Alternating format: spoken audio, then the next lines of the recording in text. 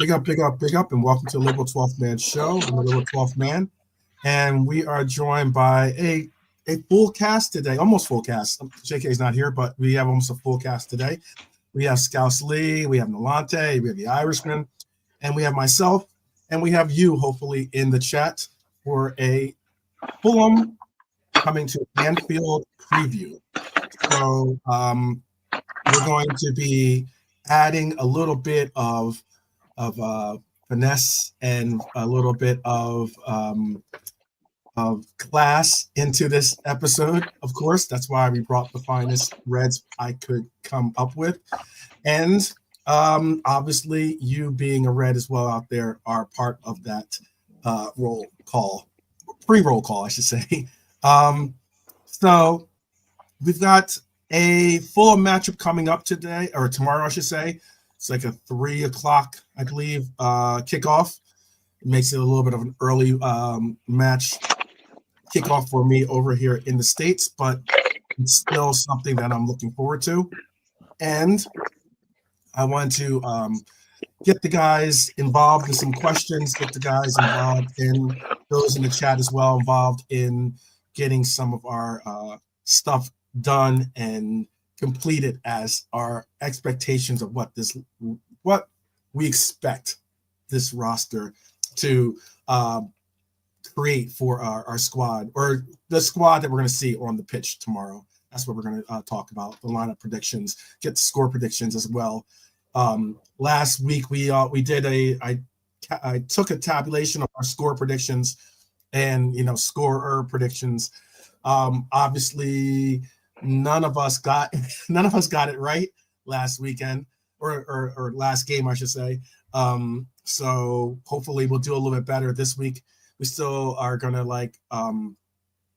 hunker down. I was watching actually some of the, I think it's called the Super Six or something like that, where they get an accumulator where they pick the scores and they pick the winners and the likes. So we're gonna get it all fixed and worked out, but we have the guys. How are you guys doing today, Lee? How are you?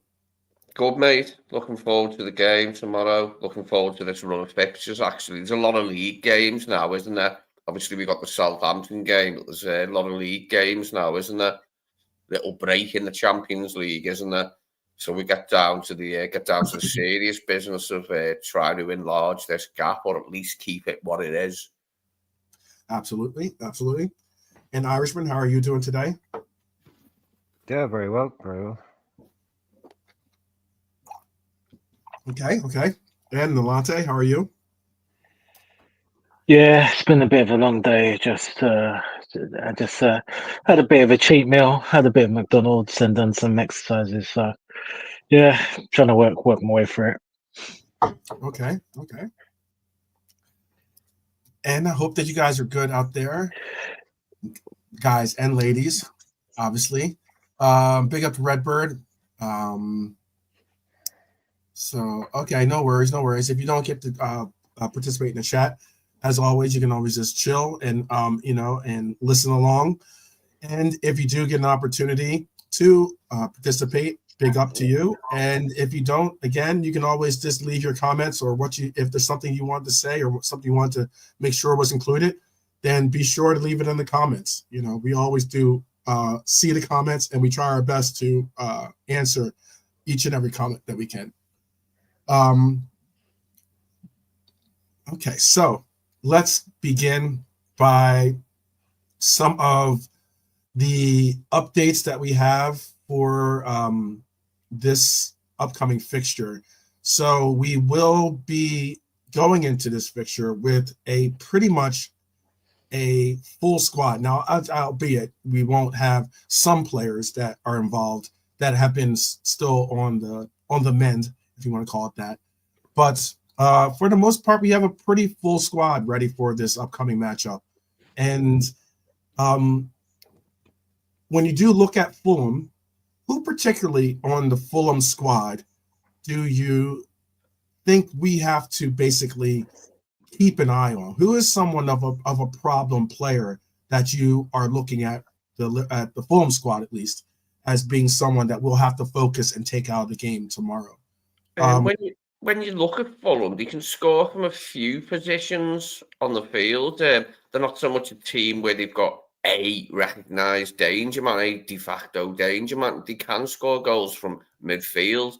You can score goals from wide. You can score goals with Jimenez, through Jimenez. They are a dangerous side. They're not an easy side to play. And they showed that against Arsenal, didn't they? They showed Arsenal what they had last week. So I'm looking forward to it, though. I think we'll win. But I think it'll be a tough game. I don't think it'll be, we won't go out in front like 2 or 3 goals or nothing like that. It will be a tight game, I think. Maybe a 1-goal victory. But I think we'll win. I think we'll get the win. Okay, so you see it as a last year when they did visit us, it was a pretty, and this is at Anfield when they visited us. It was a pretty goal-scoring event, so it's interesting. Okay. Yeah, last season's wasn't it? Well, don't get to your score prediction just yet. We'll wait. We'll hold off for that for just a second. Let me ask Brian, what's a player on the Fulham squad for you that you think we have to keep our eye on or try or do our best to possibly even take him out of the game? And I don't mean physically take him out of the game. I mean metaphorically take him out of the game.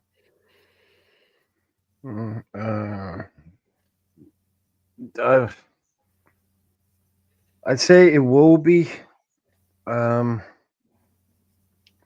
Yeah, I think a lot of good stuff they do. A lot of their play, probably not all of their creation, not all of their goals, but a lot of the good stuff they do will involve him. Right. He's very important. So, Rob, I'd say him. He'd be my main guy. Like kind of you were saying, like we stopped him getting the ball and we stopped him playing. Stopped Fulham, but it would go a long way to neutering what they do best. He's one of their most important players. So. Yeah, I go with him, and he's looked good against us before, Yeah. He'd be my pick for that. Okay. How about for you, Namate?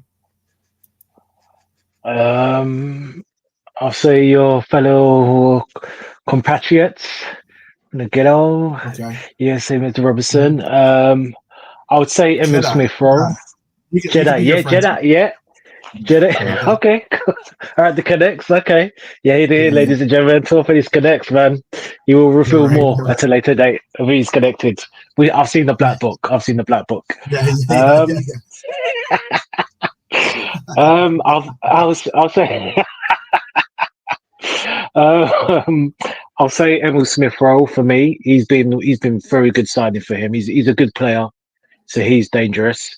And the other one is, although he started to get goals and he was good, even though he had to do a lot of work for Fulham. That's Raul Jimenez. He's a danger as well. He's a great strike though. So he done a lot last week for them, and they didn't have the ball a lot of the second half. He really did help them. And the last player I would say is he's always kind of a thorn against us. He's just what it is Traore. Oh, okay. Yeah. Okay. Yeah. Do you think that's because we have we've had people be a little bit squeamish when it comes to our fullbacks productions this year, and especially when it comes to the defensive measures that they utilize? Do you think it's because of that? That's the reason why you think that he could be a little bit of a handful, that they're going to try to get at us on the counter, or they're going to just really press us on that high line? With a little. Yeah, a little bit. I think Troy he gives us tests every other time, and though his end product is awful, but on his day he's unplayable. So it's going to be so. But we've had good battles with him, so we know kind of how down to him. But of course, for him, it's going to be used on the counter attack, so he's to beware. And I will say a disclaimer: as much as I slagged him off this season, Trent has been defending better than Robbo, in my opinion, so far. Okay. So okay. Yeah. Okay. I know It's wild. This is why, like, sometimes when you do have your fantasy football teams, it's like it's kind of painful when you have like players that you don't want to see do well, but yet you have them on there because they get you points. And this week, and it's not particularly because I don't want to see this particular player do well, but obviously this weekend, I don't want to see him do well, and that is Raul. Raul Jimenez is a player that is going to be in this game that is a comparable player, at least someone that could be a threat against us. He scored in the previous game, I believe, and he's someone to keep. I think to keep your eye on this game. I agree with you. Situations, isn't he, Jimenez? I think we'd be able to handle him, but he can be a threat without a doubt. He's their main threat. But I'm looking for us to hopefully keep a clean sheet after the horror of conceding. That was my next question. Do you think we can keep a clean sheet? Do you think? Because let's keep this in mind. To bring some context to why I would ask that question is because not simply because of our ability or our defensive ability and ability to also hold on possession, and especially because we're at home, but also because Fulham has scored in 14 consecutive matches. And they've played some decent teams in those matches, obviously. 14 consecutive matches they've scored on or scored in. So do you think that we could end that streak at Anfield? We've had 3 clean sheets in the last 4, haven't we? The Newcastle was the only blip. But I'm hoping that we can do that again. I want us to carry on keeping as many clean sheets as possible because I think that's the shortest route to the title is not conceding too many. Nolante, you want to tackle that question? In terms of this clean sheet, yeah, you know what? I'm expecting a clean sheet. Okay. Despite Fulham, despite what I just write that statistic on Fulham too. Yeah. I think Slots had word with the team after the performance was pretty poor, but yeah, I think we could get a clean sheet. So I'm expecting a clean sheet. Spoiler. Okay. How about for you, Brian? Do I expect us to keep a clean sheet tomorrow? They're good, but they've got these boys in their team like everybody does now. It only takes one chance. It only takes one shot, 20 yards. Iwobi, Pereira, Jimenez, Harry Wilson. They've got boys that can bury it. So I wouldn't be back in the clean sheet because it could be a slightly open game of football, but I wouldn't be giving them any more than one. Yeah, I don't think we'll give them more than one. But it's just they've got like the threat because like Nolante was talking about earlier on. If you're under the cosh and you're just trying to gain a bit of ground, Raul Jimenez is a great player to have in your team. He can hold up a ball. He can play with his back to goal. He can hold up a ball. He can let teammates, get up the pitch or and give him an out ball. So they can play off him fairly handily. So they've got threats all over the park, So I think I'd be a bit disingenuous to say, "Oh, handy clean sheet," So I wouldn't back up, but I'm hoping for it. We've kept out. You see, this is the thing. Like, we've kept the likes of Real Madrid quiet. We've stopped better teams than Fulham from scoring. So it may seem a bit silly to say that, but I still think that they have good players on the pitch. So Smith Rowe's a good little player, isn't he? They've done well to get him on loan to give their midfield a boost. Pereira hasn't been playing as much, has he, for them lately? But he might be because I think Kearney's suspended. So I don't know who they'll start with in midfield, but he is a decent little player, Smith Rowe. He's added something to the money. Yeah. I think Silva's quite a good manager. I thought Everton was stupid to get rid of him so quickly and not give him longer. But I think he's quite a good manager, Marco Silva, and he's doing well for Fulham. Yeah, the Reds tomorrow will be happy to see Diego return. I don't believe he's going to start. That's a spoiler alert for my starting lineups predictions. But Also, obviously, Federico Chiesa was mentioned by Arnie in the presser that he would most likely be involved in the Fulham matchup as well, or at least on the bench, at least for the Fulham matchup, which is a very, very big boost to a player that we have been working towards getting towards that match fitness. Obviously the illness that he picked up didn't necessarily help the cause, but I'm glad to see that he is getting back to that match fitness that he was able to hold on to in Italy. And we'll be without Maka, which is going to be which I think is a noticeable minus or a noticeable absence from our midfield, because there are those of us that saw that game and weren't really that impressed by by mostly anyone on the pitch yesterday or in that Girona game. But McAllister, without him in the matchup, we obviously weren't able to have him in the Girona matchup. We won't be able to have him in this Fulham matchup as he serves the suspension that he had on for Champions League and also for the Premier League, picking up cumulative yellow cards. We'll also be missing out on, obviously, Konate. Bradley still working his way back towards fitness as well, or back to health. And Simicast, who was involved in training, but will not be a part of the roster this weekend. So it's good to see some are coming back and everything else, but we still have a few names that we are looking forward to seeing back once they get healthy. Any minutes would be good minutes for Chiesa. I'm hoping to see at least 20 minutes, half an hour for Jota, because he should be ready by now for 20 minutes, half an hour, Jota. Mm-hmm. Arnie had this to say. This is a quote by the Slot Machine.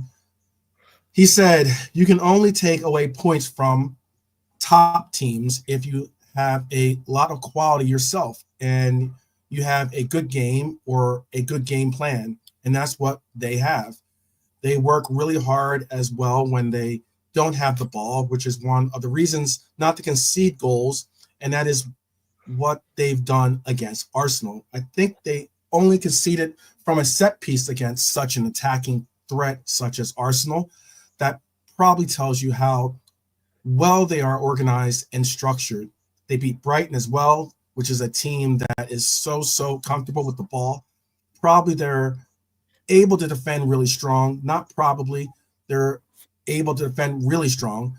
They always have the threat of being a threat on the counterattack because of the fast players they have up front and the goal-scoring abilities they have over there as well.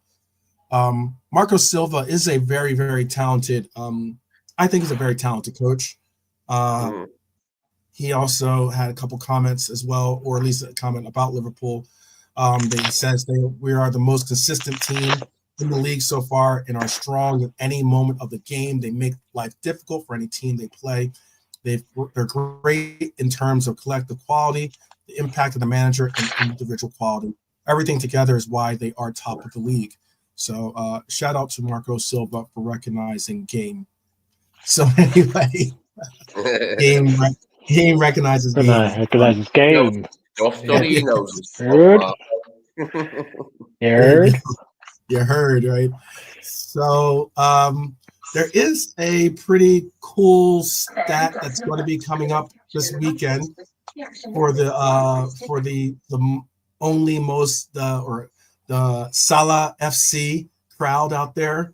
That so silly to say, but anyways, if Salah were to score on Saturday, he would become just the fourth ever to score in 8 consecutive Premier League matches. That's an incredible talent, an incredible achievement, by the way, if he is able to do so. There have only been 3 others to do it, by the way, 3 others. And one of them was a red, by the way. Do you guys want to take a stab at who the 3 other players were? You want to take a guess? And in the chat, if you know them too, hopefully don't look at the chat just in case you do want to have a real try at this question. But again, there's only four. There's only three other players. Mo Salah, if he does it this weekend, will be the fourth. There's only three other players in Premier League history to score in 8 consecutive matches. I'll name 2. Okay. Jamie Vardy, Ruud van Nistelrooy. Okay. That's 2. What's the third? Who's the third?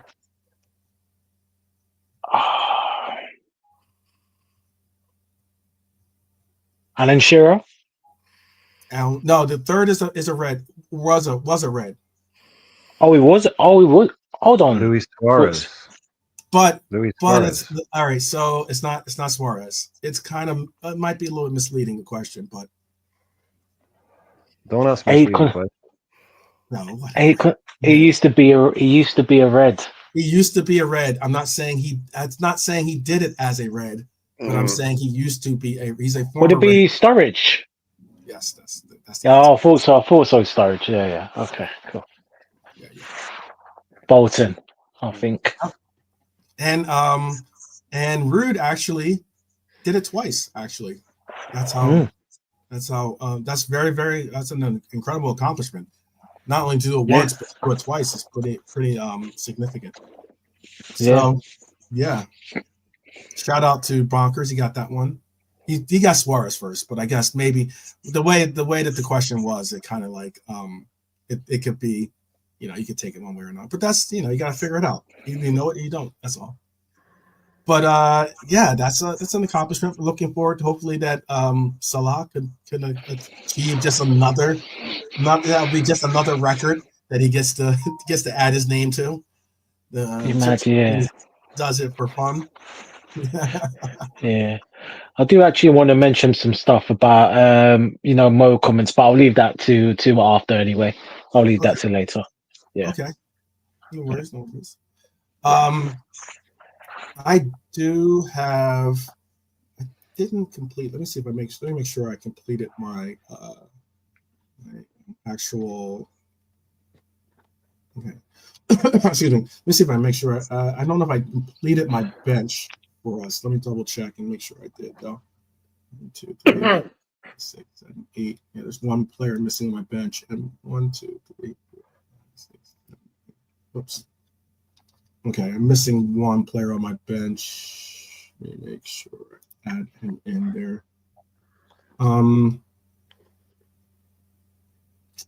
But put him in now. It's gonna be interesting. What youth player? Most likely on the bench, we will have one player that joins us. Whether and I guess Morton is a youth player too. Possibly 2 youth players that are going to probably join us. But we're slowly but surely getting back our lineup. Wait, I think I have it actually. Who do you think is going to be the player that does join us on our bench? By the way, do you think it's going to be Neone that joins us, or do we maybe do we keep Morton on the bench as well? Yeah, I think Morton stay on the bench maybe. Because he seems reluctant to use Endo much, doesn't he? And with McAllister out, it might be Neone that makes room for Chiesa and Jota on the bench. Okay. How about for you, Brian? You were saying I heard you saying offering up a person. Oh yeah, I'd go with Neone. Bring him in if he's fit and he's in good form.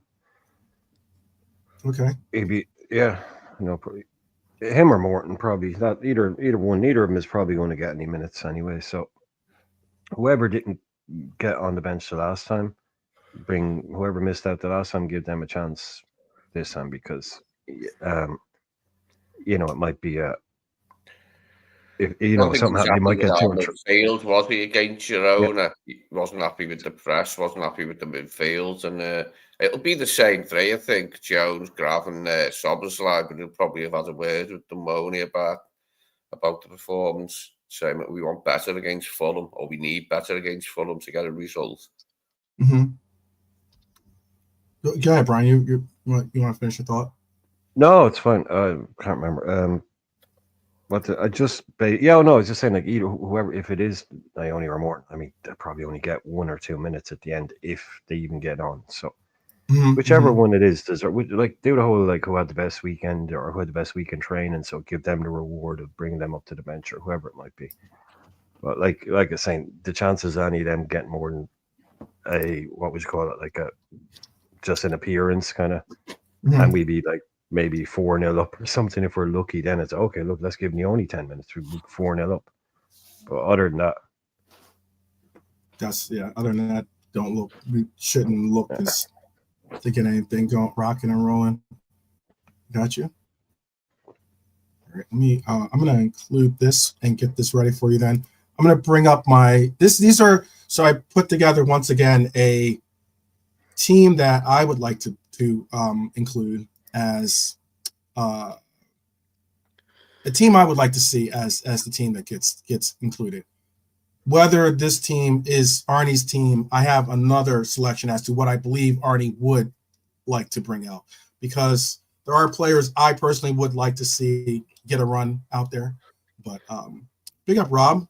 Welcome to the show. Good to see you. There are some players that I would like to see get a run. Like last game, for instance, I know a lot of us wanted Endo to get a start and get a run, but he didn't. There are players like that I would like to see get a run, but possibly will not get a run in this in team for Arnie. So I'm gonna bring this up for you guys here, and I have a couple cool questions to ask the panel and for the chat as well. So be prepared for that as well. All right.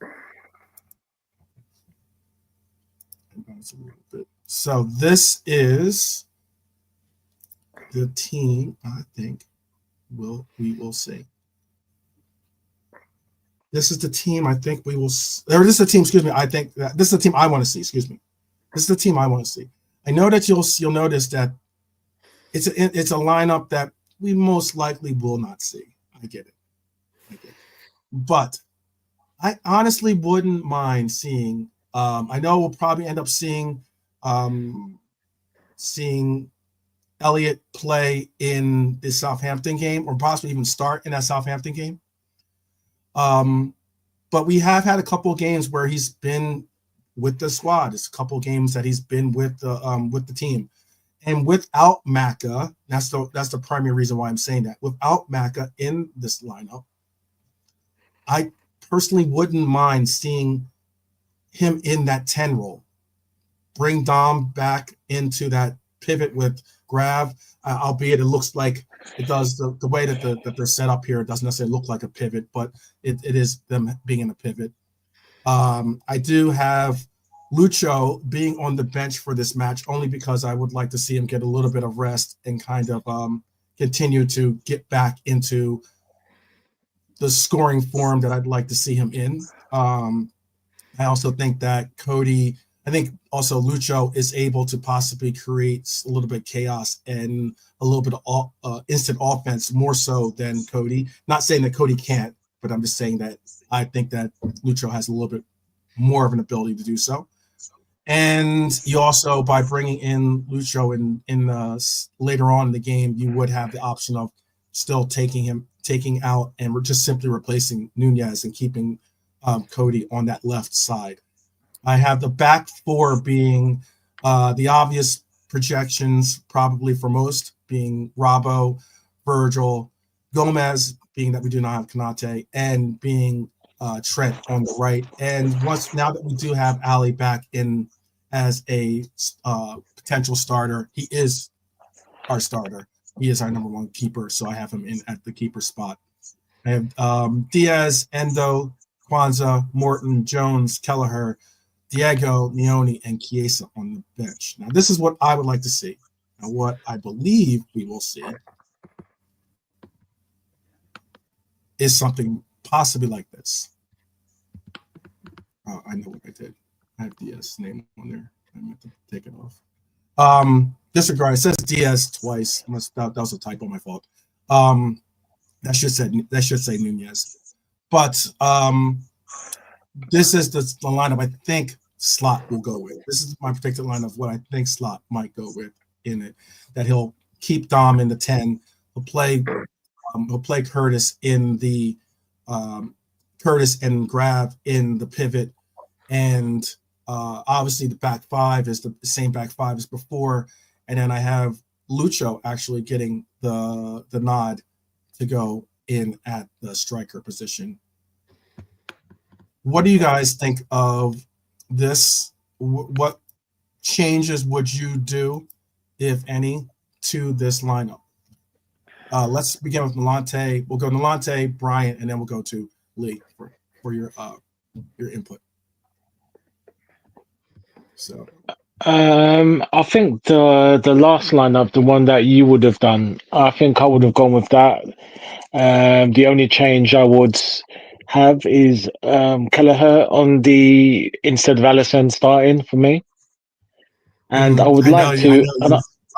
Yeah, I know you know this, yeah. And I would like to, if possible, see Nunes play the full 90 minutes. Let's just see, but I know that's not going to happen. I know it's going to happen. Joe's going to come on, and I would love Chiesa to come on for Salah, if possible, if we're obviously the game is done. So, but whether that happens or not, probably not. But yeah, that's it for me. Okay. Brian? This is the last, the latter one here is the one I think that Slot. Oh, I know you. I know you. Yeah, I know you. I wouldn't start Elliot. I wouldn't start. Yeah, I think the team that I would pick playing tomorrow would be the one that you think he's going to go with.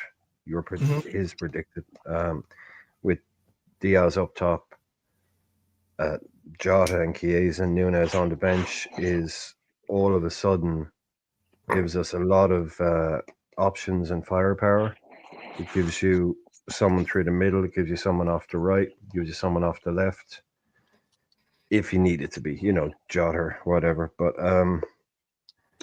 I'd go with Jones and Dom and Grav. Yeah, it's and the back. Yep, same back four. I'd be starting Ali. Definitely. Like I'm in the same. I'm on the same boat as you, and Ali is back now. And Ali is back. That's just it. He's back in the team. This is a Premier League game. And he plays in Premier League games. So that's what's going to happen for me. The other two Kwans, we might get a little surprise there. He might deem it a game the Kwans could handle. Just to give him a game and give Gomez a rest with the running coming up, maybe overthinking that one a little bit.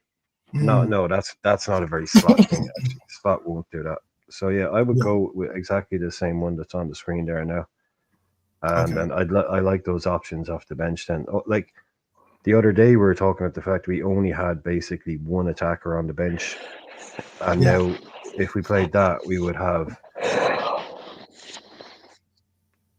sorry, I think that's in the background there.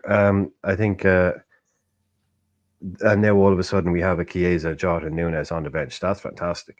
Yeah. Those games lately have been like really, really rough to look at the bench for offensive options. Really. Yeah, I agree.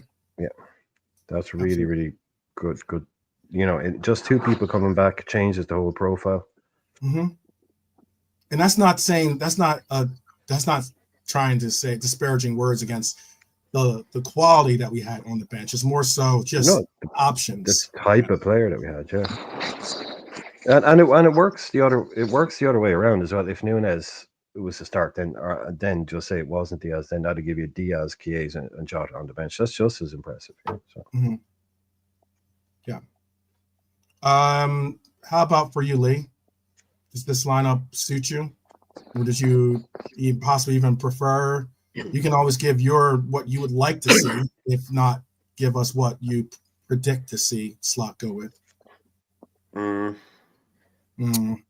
Yeah, that looks like the lineup to me. That looks like the lineup, apart from it could be Darwin instead of Lucho in the middle. And could be Lucho instead of Gakpo on the left. But I think the midfield and defence is pretty much picking itself tomorrow.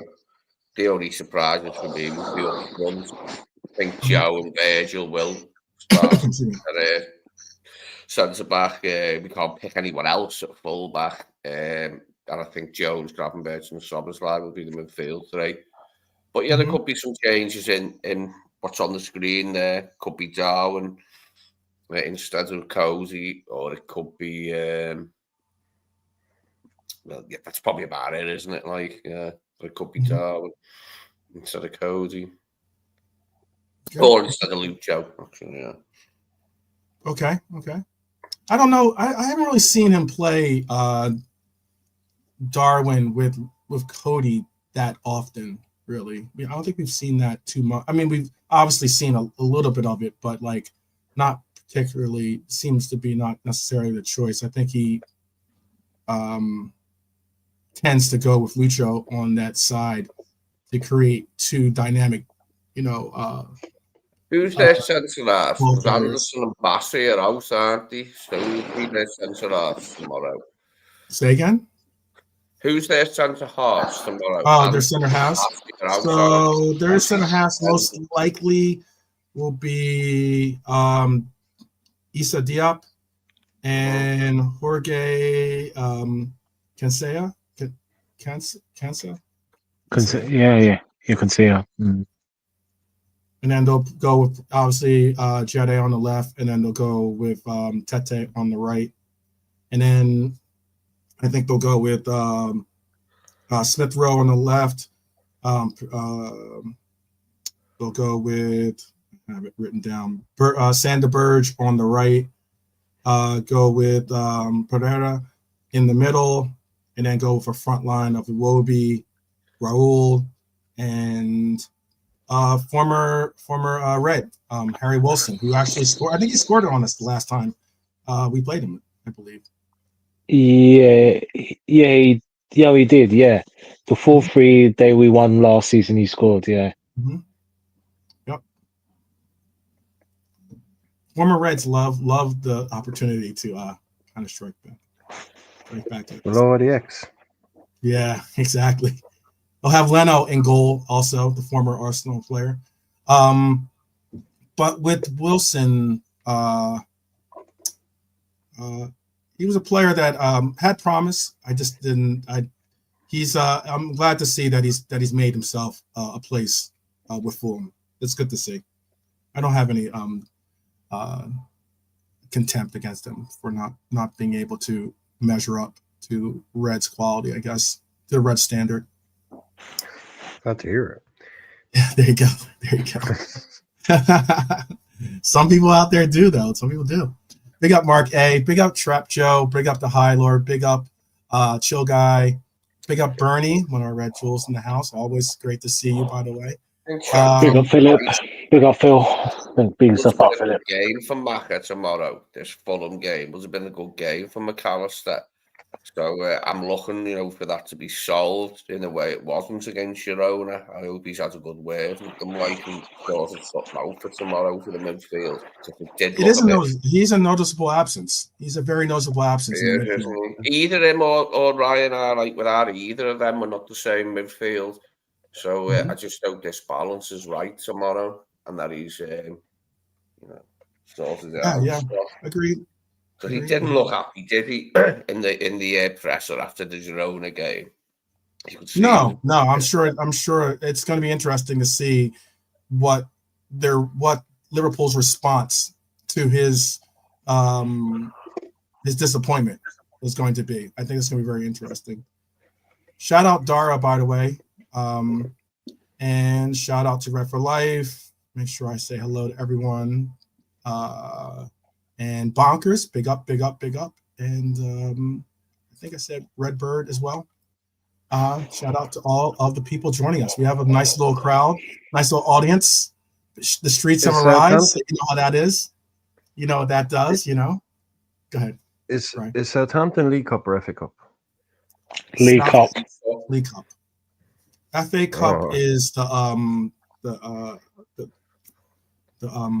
you guys made the joke about. Accrington one- Stanley. Oh yeah, Accrington Stanley. Who are they? The Well, commercial. well, I wish we could show that commercial. That commercial That was great. Yeah, that was out when I was a Oh, kid. you can. You can. Well, we Okay. could. Well, then we want Grav to get, because that's the game. That's in midweek, right? It's Fulham and then Southampton, right? Yes. There. So Yeah, all right. well, we So want that's a good Grav to get segue. That's a good segue to my question here. Well, I want Grav to know get I his asked yellow about- card then tonight. Yeah, If exactly. Grav, so you missed it because if that still carries over to League Cup, then we It want Grav to does. get that. It- Yeah, it yeah, does. cool, awesome. It does. Grav first thing tomorrow afternoon. Go out and kick somebody. Get that yellow. No. Get it. No, It's make not sure you that. pick it. No, he's got to Maybe pick it up, he's man. in for You have to Spurs. get his No, yellow. I think that like I remember there was a I think there was some other question. It was like I remember back in the day it was something about getting a penalty on purpose. But my question was, this is my question to the chat too. You guys can weigh in on this one too. But my question to the panel is, I know it's a little bit Jose Mourinho-ish to ask a player to purposely get a yellow card. Yes, the answer is yes. Okay. Kick it out for a throw-in. Yes, exactly. The next throw, When if you know, time waste. I'm not necessarily, maybe particularly time waste. Kind It's of like called take being your sweet clever. time as you walk off the pitch on purpose. Maybe like wait till you get subbed off, and then just kick kind the of ball like, away. and then just do your moment where you're just like giving props and you're saying hello to the crowd or something. Yeah, you know? kick the ball away in anger. Just do Yeah. something that it's being clever. That is playing the be game the clever right way. with the way that you. Then you're you're clear for Tottenham. Exactly. Then you're clear. Exactly. So that is if he doesn't somehow pick up a booking tomorrow, we've done something wrong. Right. He needs to get a card. He's getting taken off and then call a ref a prick or something and get No, but yeah, kick it out for a needless kick. Get in the way of a free kick. That's all they have to do. They're getting a free kick. Just stand in the way. Hey, that's a yellow card. There you go. There you nice go. One. Exactly, now you miss a Southampton game and you're free for the Premier League. Perfect. Absolutely perfect. I would That's say how you do play the something game. funny. Maybe like grab the ball and start running with it or something. I don't know. Do something funny. Do something funny. Make sure that you do get it. He was complaining the other week, didn't he? When Virgil put someone on the floor. And, yeah. I don't want to do something where you can chance getting a red card for. Obviously, you're not going to get a red card for time wasting. You're going to get a yellow, but you're not going to get a red. Trap Joe's asking, was Marino famous for that? I would. No, he was just famous for the dark arts. He was famous. So was Fergie. That would be a very Fergie thing to do. Lots of managers would do that. Say, hey, look, you pick up that booking, you'll miss the FA Cup game, but if you don't, then you risk. So it's simple. We'd like to rest you for the FA Cup game anyway. So the best thing you do is you eat that booking now. That you serve your suspension and the rest because we weren't going to play anyway. That's how you play the game. Mm-hmm. That's exactly how you manage the game. Or do you just say to him, and I know this is again, I don't want to see him get a red card. That's the one thing I definitely don't want to see. No. Yeah, get the card later on, get the card later on as long as you get it. Yeah.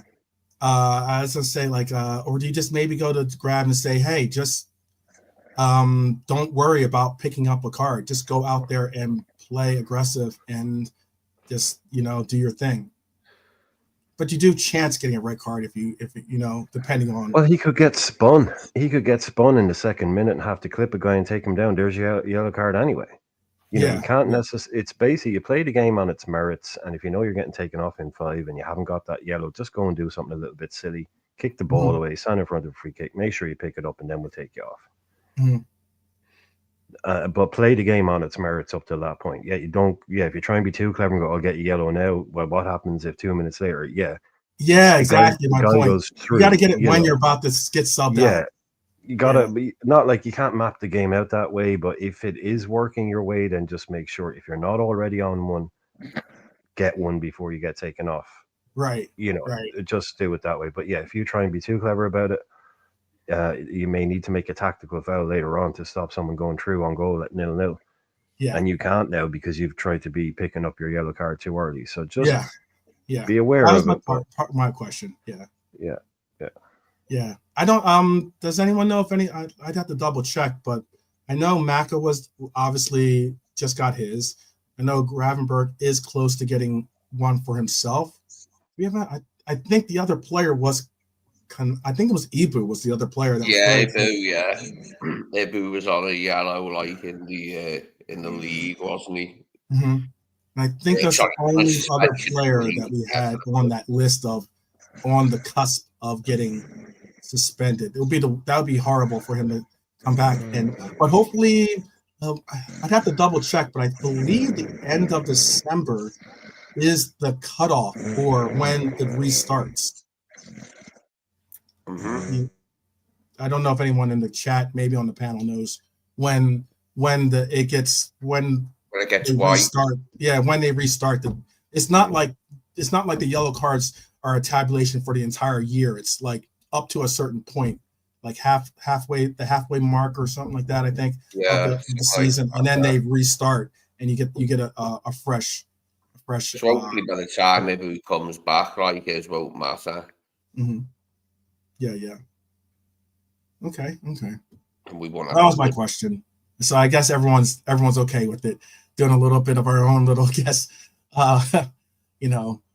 dark arts, basically. I don't know. We haven't. The blue card has not been inducted yet, so who knows if the blue card's going to be inducted or not. But then again, who knows? That's about as possibly as likely as the elimination of the throw-ins to become kick-ins. I don't really mind that, actually. Imagine if if it went from throw-ins to kick-ins. Would that really upset you? Imagine if you had to place the ball down and you could just like use it as almost like a free kick off, but you're just doing a free kick from the sideline. No, it wouldn't upset me if you changed it, but because it wouldn't upset me. But the game has been, I know, like this could trigger a lot of people, but the game has kind of been perfected. Like it goes out, you can throw it in, 11v11, 10 can kick it, 1 can pick it up. The idea is to get in that goal or get in that goal. There's no need to overcomplicate it. Like throw-ins work fine. They're a different skill. A lot of people, yeah, they wouldn't be that good at taking the ball, placing it, and I don't know. It's just I don't think there's any need really to change it. I think if you put it to a vote, and if you ask players, I think players would say it's fine, leave it alone. There's no need for it. Because it would give you. I know I don't want to get into much of a debate, but I just thought it was change for the sake of changing. This is my whole joke with Arsene Wenger. Just gets to like paid £1 million a year to sit in a room and come up with crazy ideas, and this was one of them. And I think he suggested that. There goes. Yeah. What if we did? What if we did? What if we did this? Yeah, exactly. And go. And he just sits there and listens to all the pitches, pitches that go. You can't. Yeah, I just like there's nothing better than a good long throw, or you can get a quick throw. It's a different Imagine skill. that though. Imagine being able to. I actually I was thinking about it before, and if hypothetically you had, we know Trent, Virgil, all they have the incredible precision that they can have with their passing. Imagine if you could all of a sudden you could take players and have them go on incredible, like you could target your front line all of a sudden from your own 18-yard box possibly. You see, there's the issue. I just realized what the problem is. Okay. It'd turn it into a game of rugby, because in rugby what they do is there's a guy, one of his jobs would be to basically kick the ball as far down the pitch as possible, but kick it out of play. Yeah, that part of rugby. Yeah, I got you. So then rugby throw-ins are different. Rugby throw-ins, I know what you're talking about. Oh yeah. So they're kicking it in. They kick for touch, basically, is what they call it. So the idea is to kick the ball out of play as far down the pitch as possible, close to the other guy. So players would just end up doing that. They could. They'd end up trying to kick it out and play for throw-ins. Yeah. Anyway, yeah, it's a thumbs down for me. It's a thumbs down. Now it's a thumbs down. Yeah, it's a huge thumbs down. Thumbs down or thumbs up in the chat, people. Thumbs up or thumbs down. If you could change if we could go from throw-ins to now place kicks or whatever you want to call them. Whereas kicks. They have Wenger's, to, wherever the Wenger's ball goes wondrous out, they wing have to put kicks. the ball down on that spot, and then they have to play the ball back in by kicking it back in.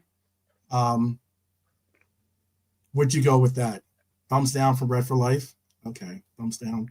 Thumbs up from Red Armchair Supporter. Okay, getting a little mixed bag here. Okay. Let's see what else. Lee's is a thumbs up or thumbs down for you? We got a thumbs down from the Irish. Down for me. Thumbs down for me. Thumbs down from the thumbs up from Trap Joe. Okay. Yeah, it's football, not handball. That's true. That's very true. Very true. It's never been an issue. Big toes down. It's never been an issue. It's not. It doesn't need to be fixed.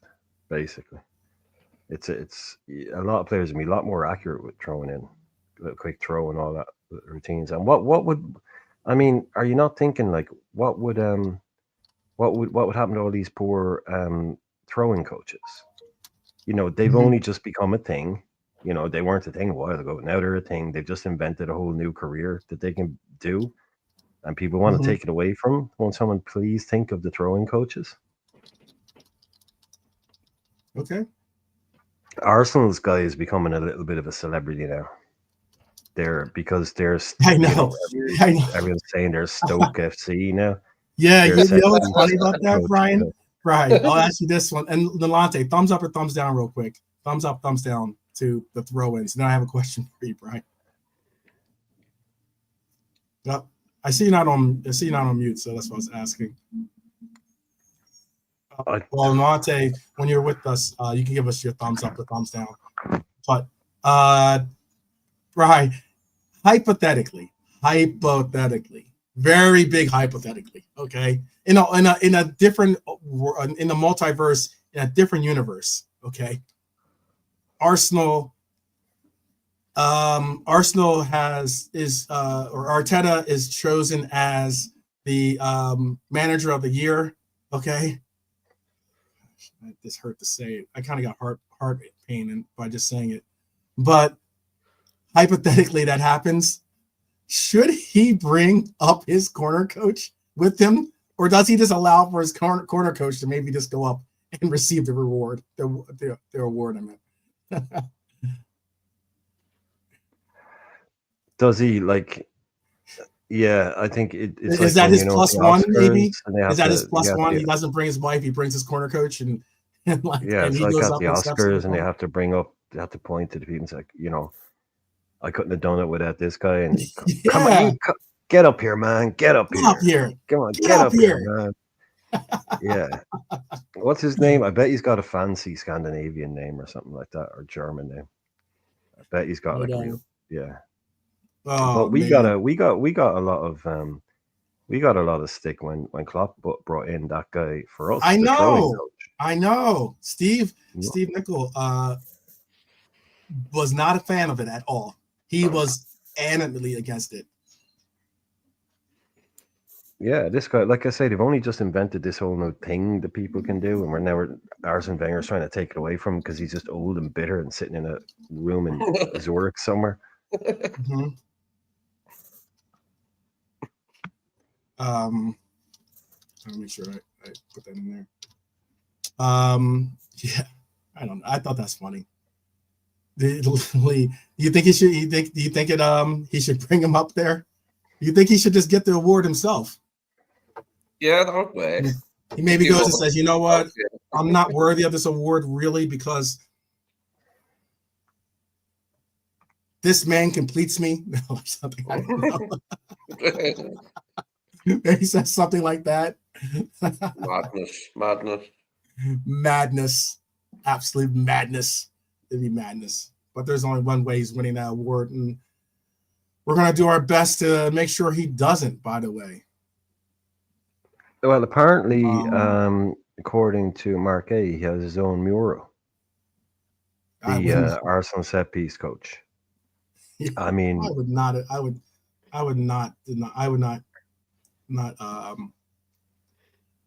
Imagine you waking up in the morning, the side of your house is like, and you're like, who the fuck's that guy? And they're like, yeah, Arsenal set piece coach. Yeah, we wake up rather than see Bobby, you see like the like, corner coach. You could have done Thierry Henry. And you just have You made like a could have corner done- flag. There's like a corner flag in the back. No, That'd be great. Yeah. it's not exactly a Man, Banksy, is it? what's that? It's not exactly a Banksy. No. You know, you see someone putting up it's like, yeah. This one's actually a really cool one. I like this. It was one of my favorite players. That's why I have it. But Is that what Red for Life is saying? The Villa set piece coach is an absolute muppet. Is he the one that's getting? Am I thinking of him instead? Is he the one that's getting all the kind of? Because I've heard there is some set piece coach. It's like on the touchline, he's an absolute the muppet. He acts like a dick. But I heard that was like the Arsenal coach as well. I don't know. Yeah, the long-haired one with the beard. Oh yeah. Yeah. Okay, it. well, if that's him, I remember that guy. Yeah, he does act like he knows the cameras are on him. McPhee.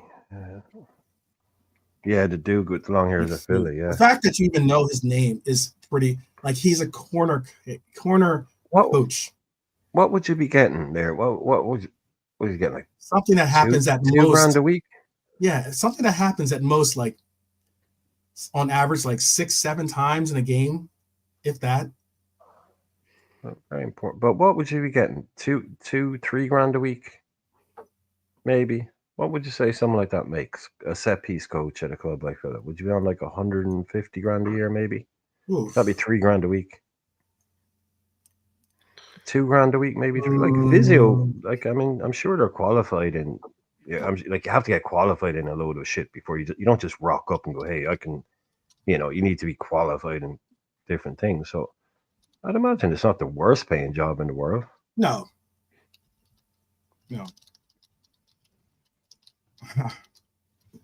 I have another fun question too, by the way, to ask. But let me see if I can find out if I can answer that question for you. I'm looking to see.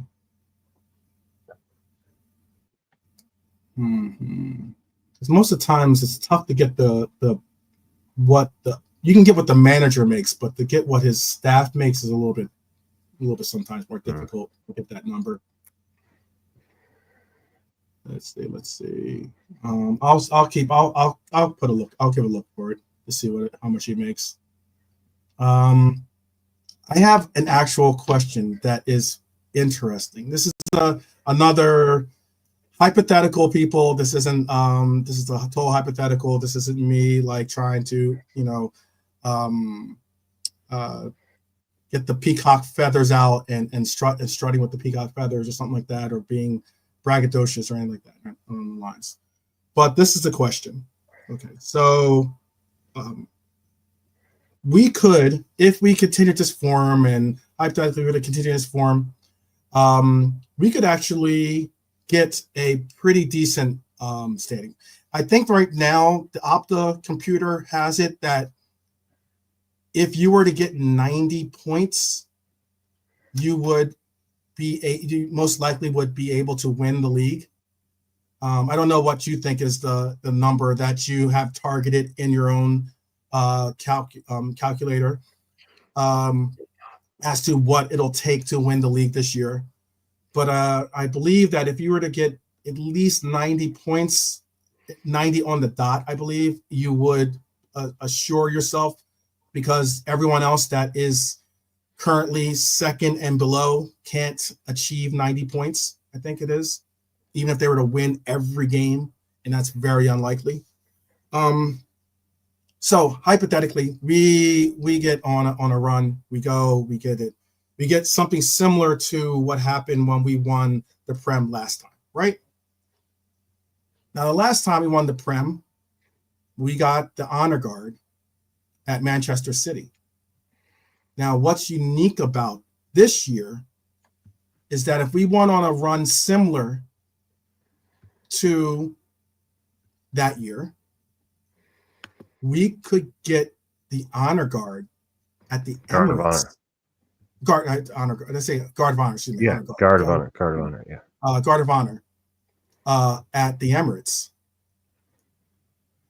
We could possibly have it wrapped up by the chances are there's a possibility that we could have the league wrapped up by the time we get to the Emirates. Which do you think you would rather? Would you rather get the guard of honor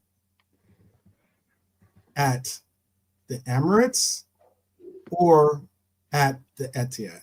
Which would you prefer if we were able to get it this year? I'm not saying we are. I'm not saying it's going to happen. I'm saying if it was possible. It just made me think of like, would I take more? Like, I guess I don't want to say pride. Would it that warm feeling inside? Would I have a little bit of happier moment watching Arsenal do the guard of honor, or would I have a little bit happier moment watching Manchester City possibly do the guard of honor for us again? Who would it be? Who would it be for you, Nolante? Who would it be for you? I don't know if Nolante's mic might not be working because I know he's on. He's not on. Okay, I'll go with. Do you want to handle this, Brian? Go ahead. Yeah, I would obviously if I had my choice, it would be at Old Trafford.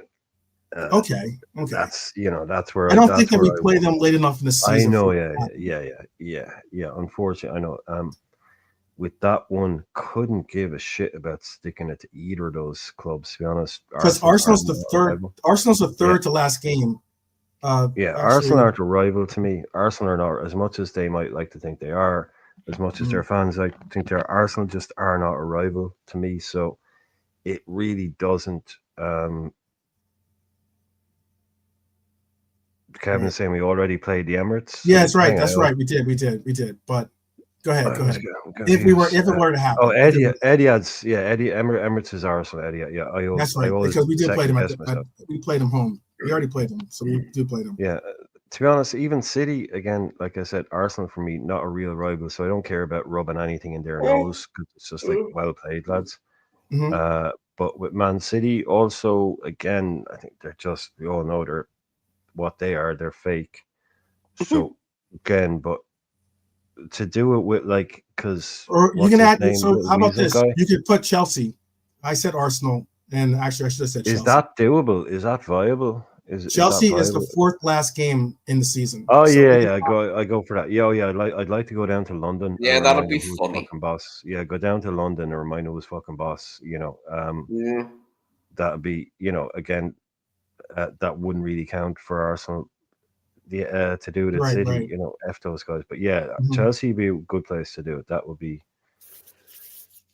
because those fans, it would enrage those fans to have to watch their team give us. Yeah, and they've been out in fourth this week since they've moved up into second, only 4 points behind us. They've been out in fourth this week, going on about like how they're in the yes, red armchair. That would be fantastic, by the way.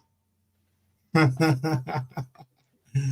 Enzo, well, you need to watch them. You could add Enzo to that list too. So yes, my bad. I said Arsenal. I meant to say Chelsea. Because we do play Arsenal at home. We did play them already away. But it's Chelsea. We played Chelsea the week before that away in London. What would it be? So, who obviously you said United would be the one that you. Yeah, the main one. What team would you want the most to go to do have to do a guard? To have to do the guard. Which team would it be the most? Is United for everyone's answer? United, United's a good one. You'd want to see that happen? Okay. Yeah, I suppose so. Yeah. Or Everton could be funny as well. Everton could be hilarious. Yeah, Everton would be funny. They wouldn't like it, mate. They would hate it. They would definitely hate it, I think. Tell me in the chat, what team would you most like to see have to give the guard of honor for us if we were to win the league. And I'm not saying that, I'm not necessarily saying this year. Let's just say in any year, who would it be that you would want to see have to eat crow, as they say here? And number one, always United for me. Yeah, United always for you. Yeah, because Neville would be there and Roy Keane would have to be there doing the TV, and all the boys be out in force having to, swallow it like sucking lemons. Yeah, it'd be the end. Congratulations. Yeah, as the 20 Kings. That's the thing, you see. That's the thing. To have that would be painful. Yeah, that's why I want to do it there. That's why I want to do it there. I want to break to know that we tied. Yeah, to know that we tied up the tally. Ooh. And to be honest, man, even because it wouldn't be what I would actually, even not to subvert your question. Sorry, but I mean, it's all we got. There's nothing we can throw at us anymore. That's all they've got. You can't say we're the only club to have done the treble because City have done it now. So the shit out of luck on that score as well. This is all they've got now is the one more title than us. And if that goes and they had to clap us onto the pitch, that would be hilarious. Mm-hmm. Yeah. But to me, Lee, what I was just going to say, even if you're to go like a game like before that, there's no ground I would rather just say like they're out with a league title race, yeah, whatever. But Liverpool need a point, to win the league, or they need a win to guarantee the league with 4 or 5 games out. Can you doing that at Old Trafford is the pinnacle. Going to Old Trafford and beating them in a game that confirms us as league champions, that for me is perfect. Mm-hmm. Walking off the pitch, all their fans knowing they've just done 20 and they did it by beating us at home. That is perfect. That is absolutely perfect. And then you go to next week, confirmed as champions to Chelsea, and they have to give you a guard of honor. Oh, yes. Yeah. Something like that. There you go. There you go. Okay. All right. Just a little fun, people. Just a little fun. Just a fun question. It was arguably hands down United in the chat, by the way. Red Armchair Supporter said United. Bernie said United. There were some others, though. Trap Joe said Arsenal. Then City was his second choice. Kevin went with the PGMOL-FC. I don't know where they play their home fixtures, but David Coote's backyard. Yeah, David Coote's backyard. Maybe. That's where we have the party. We have the party at David Coote's house. Apparently, he likes a party. Yeah, you know what I'm saying? There's video evidence to suggest he likes a party. Boys. Let's see who else put in their answers.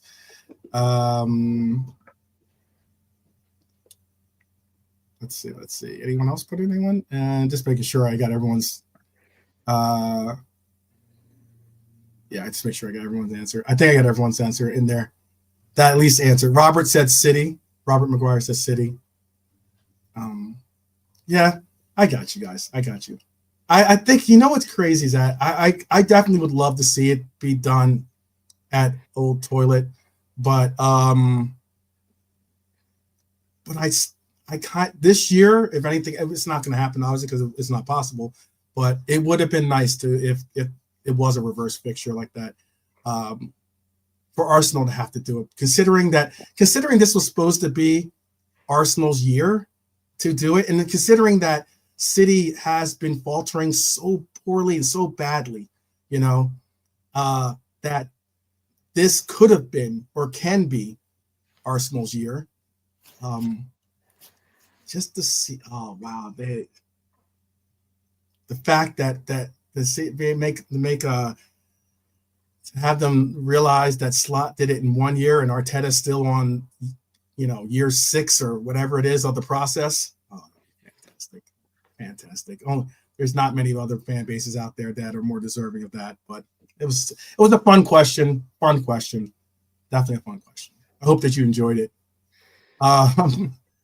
And hopefully the universe treats us right and allows for us to achieve that, because there's good teams. So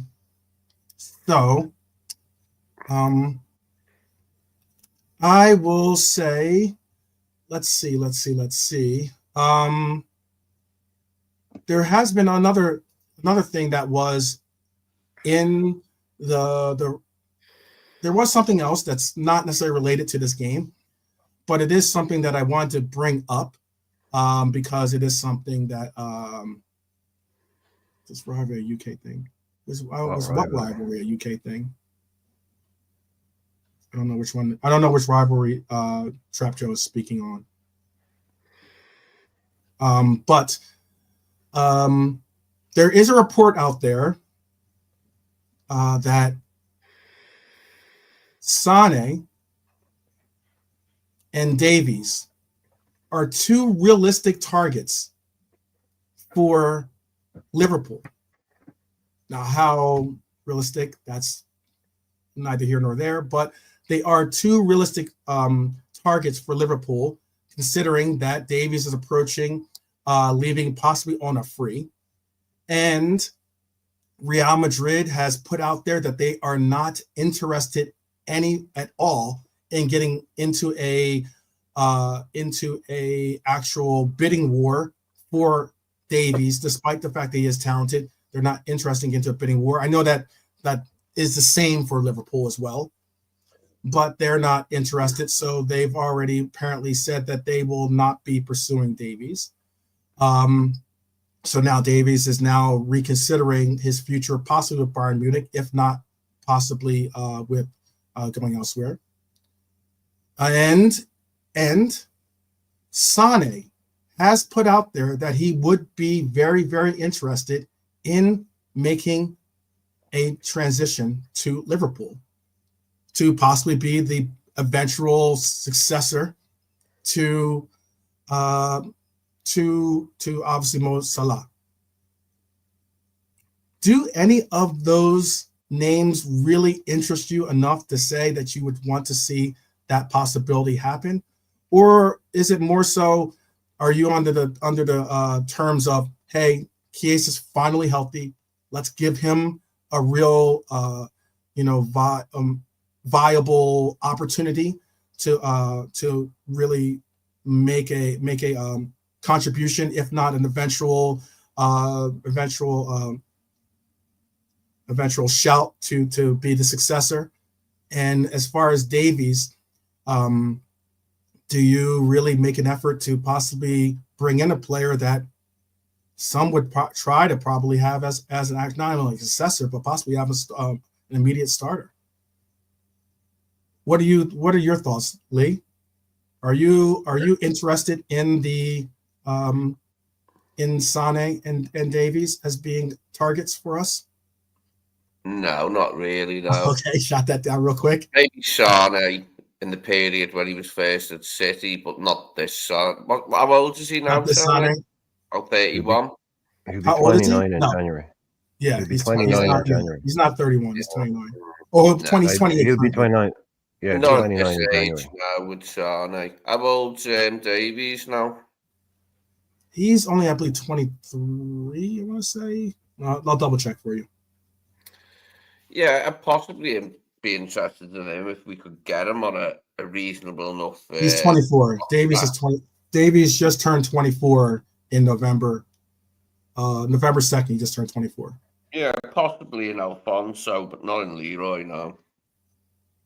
Okay. All right.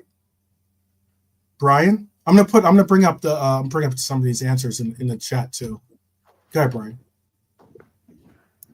No to both, definitely. I think Davies as a player, really great, really great attacking player, but I just think the numbers that would be involved, maybe some teams are trying to, play this a little bit, where he's assuming he'd have all the offers he wanted and they didn't come in, and now it's like, okay, Real aren't going to get involved.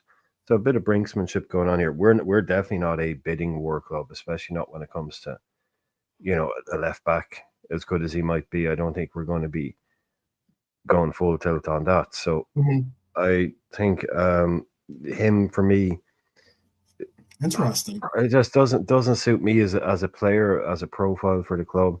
I just think a little bit too. I could be totally wrong. I could be completely wrong about the guy, but yeah, I just don't see it. And then with Sane being 29 in January, that's an absolute no go. Mm-hmm. No chance. It's you're replacing someone who's 31 in With Mo someone that's Salah. Then 29. that was 29, and without a Albeit doubt, just turned 29, but yeah, I hear what you're saying though. yeah, but without a doubt has it's just about to turn 20. Yeah, but is without doubt has, and you won't be seeing them till next year. They'll have their best years behind them, basically. Even at probably might still be near his peak now at 28, late 28, 29. But it's the back end of his career, so no chance on that. No chance. And I always remember him as a left winger anyway. Maybe he plays on the right for Bayern, but I always remember him as a left winger. Mhm. Mm-hmm. He always used to terrify me when we played against him when he was in good. Sometimes when he wasn't playing well, you wouldn't even notice him. But when he was playing well, there was that one season I think when he was maybe like their best player, but one of their best attacking players. Yeah, Anyway, he's nearly Jesus, unplayable that season. yeah, he was kind of like Lee. He was like he's like the Adama Traore with end product. It was you just couldn't stop him. Obviously not but once he got going, you couldn't stop him. He was quicker than everything in the league, and he could score, he could pass, he could shoot, create the whole lot. But yeah, not now, not anymore. Not saying he doesn't. I mean, but not for us as a club. No, no way. And Alfonso Davies, I'm going to stick by my gut instinct that he's a bit of a prima donna. Mm-hmm. Neither of them seem to fit the profile, do they, of what we look for in deals? Davies is on a big contract, isn't he? There, it'd probably take a big contract from us to get him in. I don't know if it's our type of deal, that one. I can understand the Leroy Sane not being of an interest. The Davies one, I would maybe coming to Liverpool humble Davies a little bit. Maybe the fact that Real Madrid, despite him wanting to go and be in the limelight on one of the best teams in the world, maybe that could be a little bit humbling as well, if that was like his dream team to eventually get to. But who knows? Maybe Liverpool is a dream team of his as well. Who knows? Well, he can talk to Grav. I'm sure he can talk. Grav is there. Alfonso Davies. Oh, you meaning like Bayern, he maybe Grav. has still a connection to Grav? Yeah. Yeah, he can. If I'm sure if they didn't already know each other well, Right. same age, similar age. Two young guys. I'm sure We they could get talk along. there was a Similar. Canadian player. We had a Canadian player at one point. I thought didn't we have one of the Canadian players? I'm trying to think of who we had. Don't think No, we've no ever one's. had Canadian. I think one of the players. Let me double check.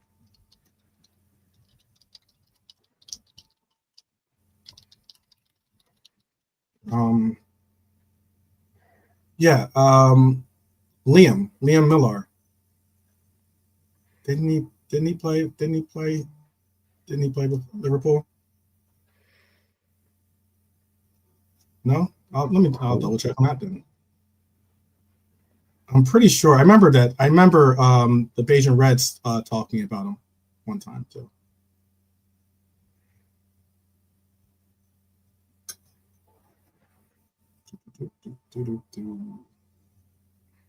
Maybe not. Maybe he didn't. Anyways, he was with Man U. Okay, he was with Man U. I thought Liam played with us at one point. Well, there was. Yeah, but he's Irish. That Liam Miller is Irish. He may have Oh, that qualified. Liam Miller is Irish. Okay, no, it Miller, ended up yeah, being not. It's not. He doesn't have a knock. Yeah, no, that Liam Miller. He's from Cork. He passed away about 10, 15 years ago. Unfortunately, very young. But yeah, Liam Miller. Don't know any other Liam Miller or Miller. Mm-hmm. Right, Neil Mellor. Mm-hmm.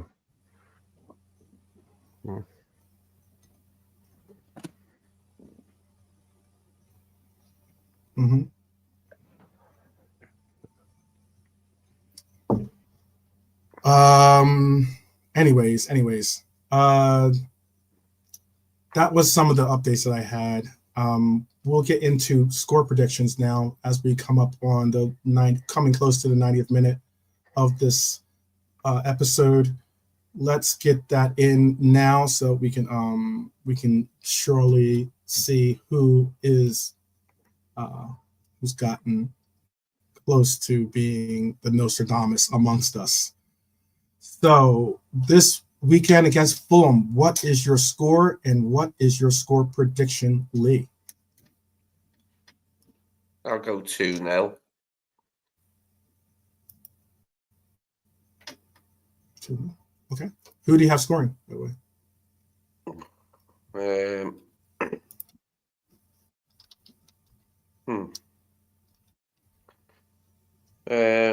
Trent and Jones. No, Trent and Gakpo. Okay. Brian? I'll say 3-1. Okay. And I will say 2 for Mo and 1 for Gakpo. Okay. All right.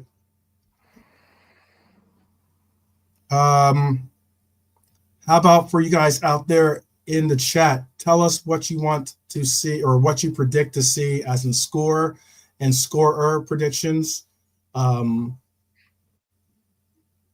have no one got the score last weekend, but maybe we get lucky this time. Maybe we get lucky.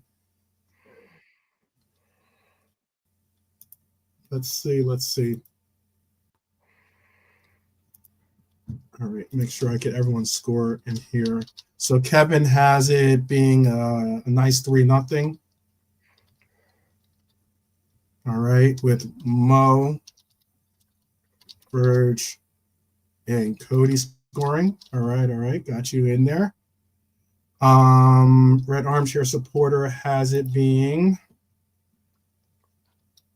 3-0. Okay, got you. With it being, oh wait, hold on, let me make sure.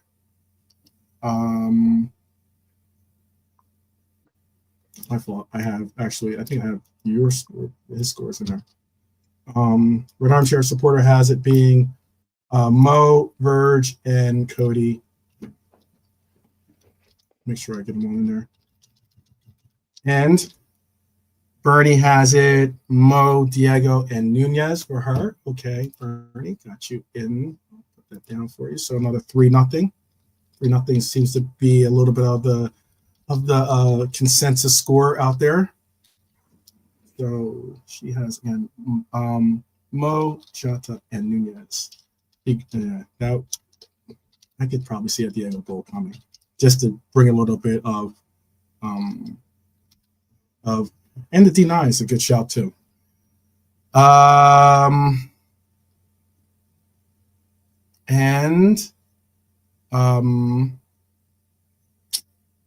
Let's see.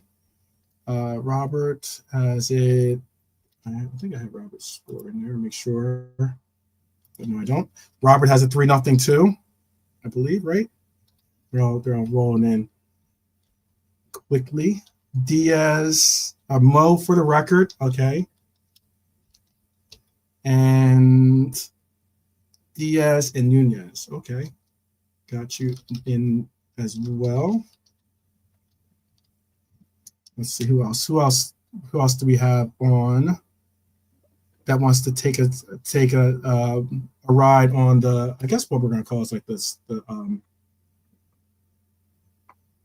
the actual stick with it.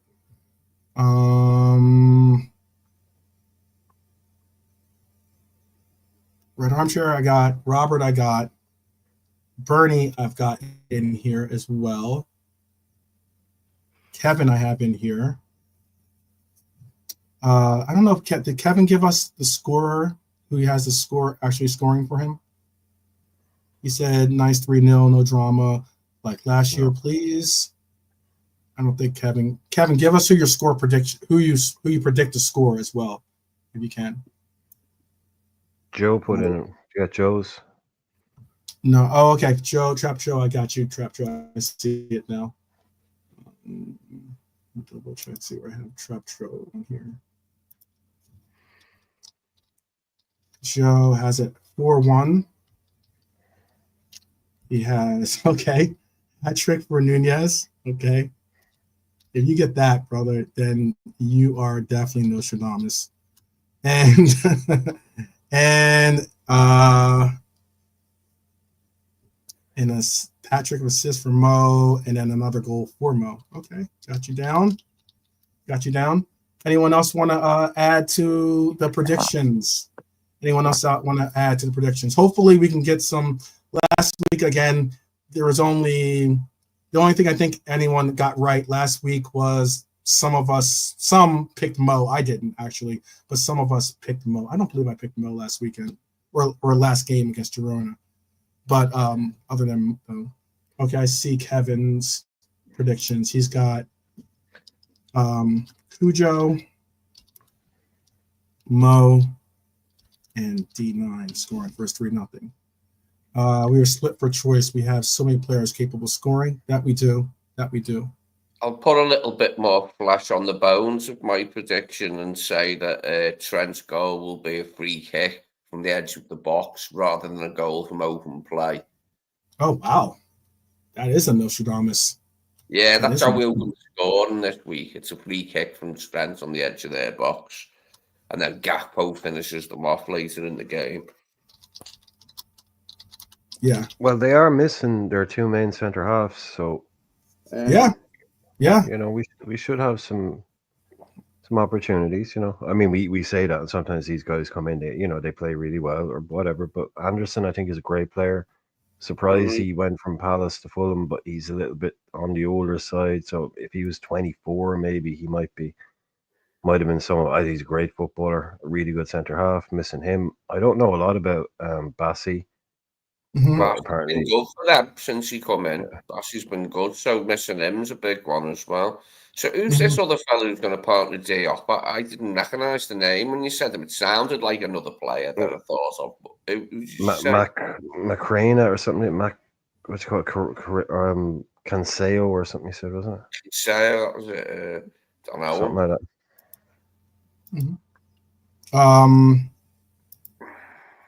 All right. Yes, he is available tomorrow.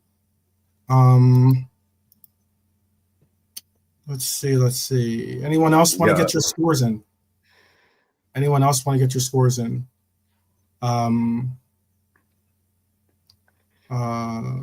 Let's see. Okay.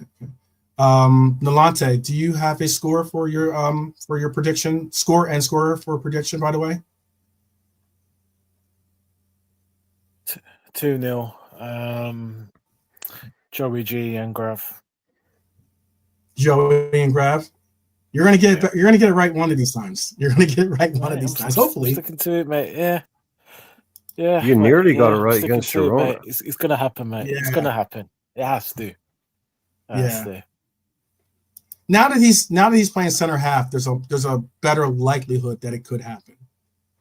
If he plays left back or right back, it might not. It's probably not going to happen.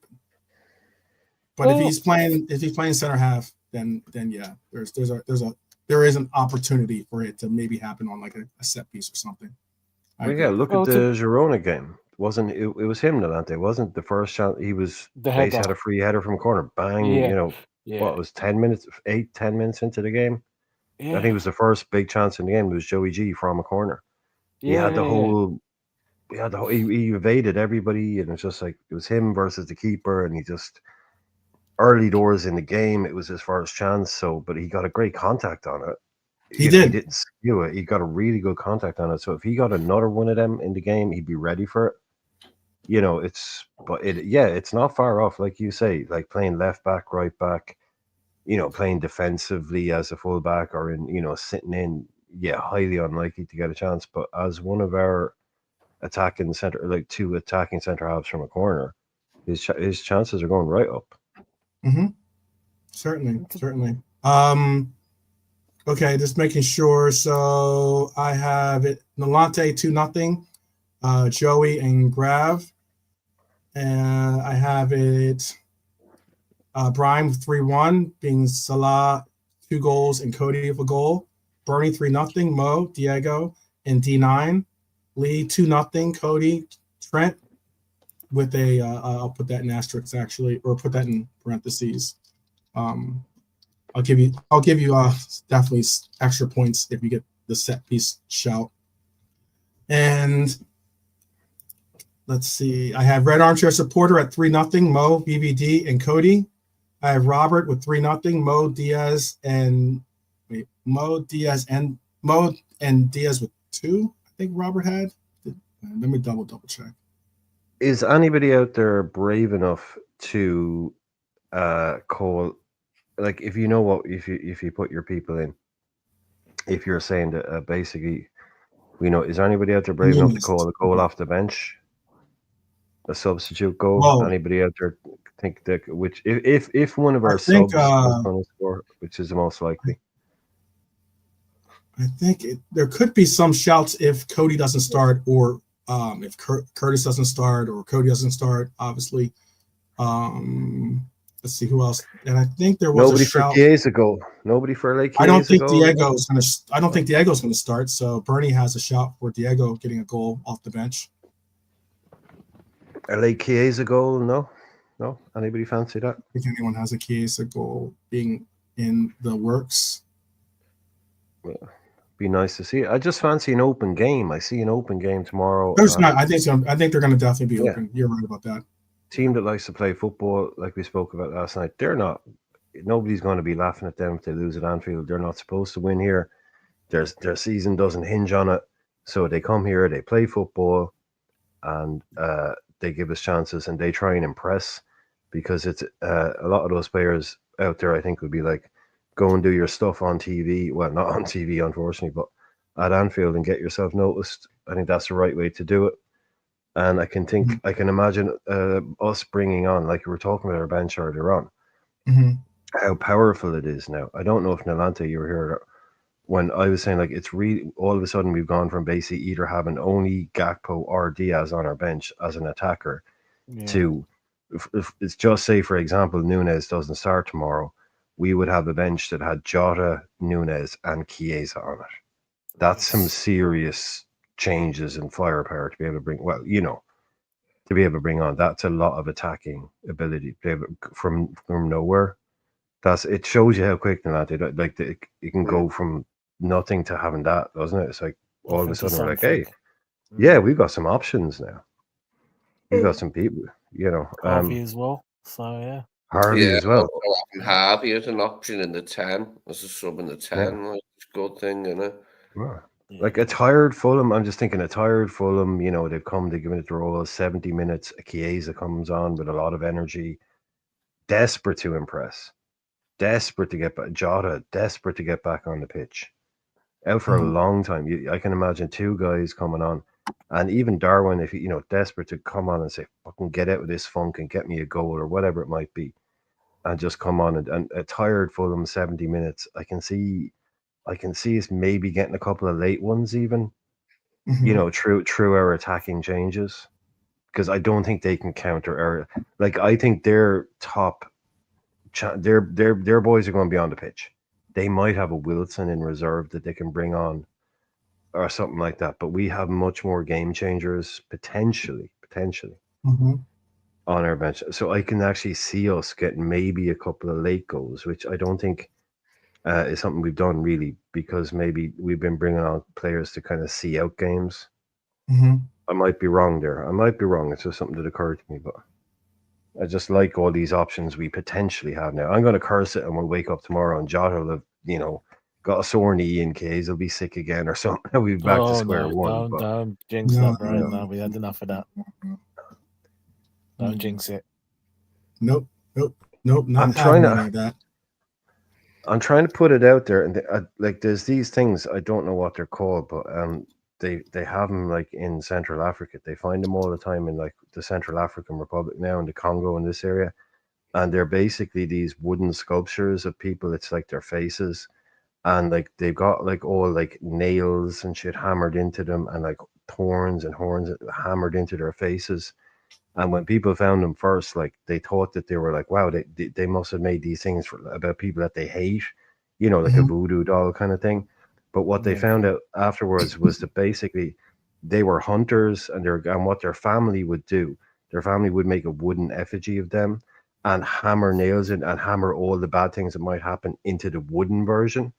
And the tooth would be like an attack from an animal, the thorn would be like a poison, so all the bad would go into the fake wooden guy, so that when the real guy went out, he'd be safe. So they're putting all the bad juju into the fake one, so that the guy goes out and he's safe. So they take all the bad energy that might be out there and put it into the wooden thing, so when he goes out, he'll never be hurt. I thought that's a beautiful way of looking at things. Yeah. So that's what I'm doing here. Like, it's just, I'm going to create the guy Yeah. out here and put all the bad energy into that, so the real stuff can go out and be good. Yeah.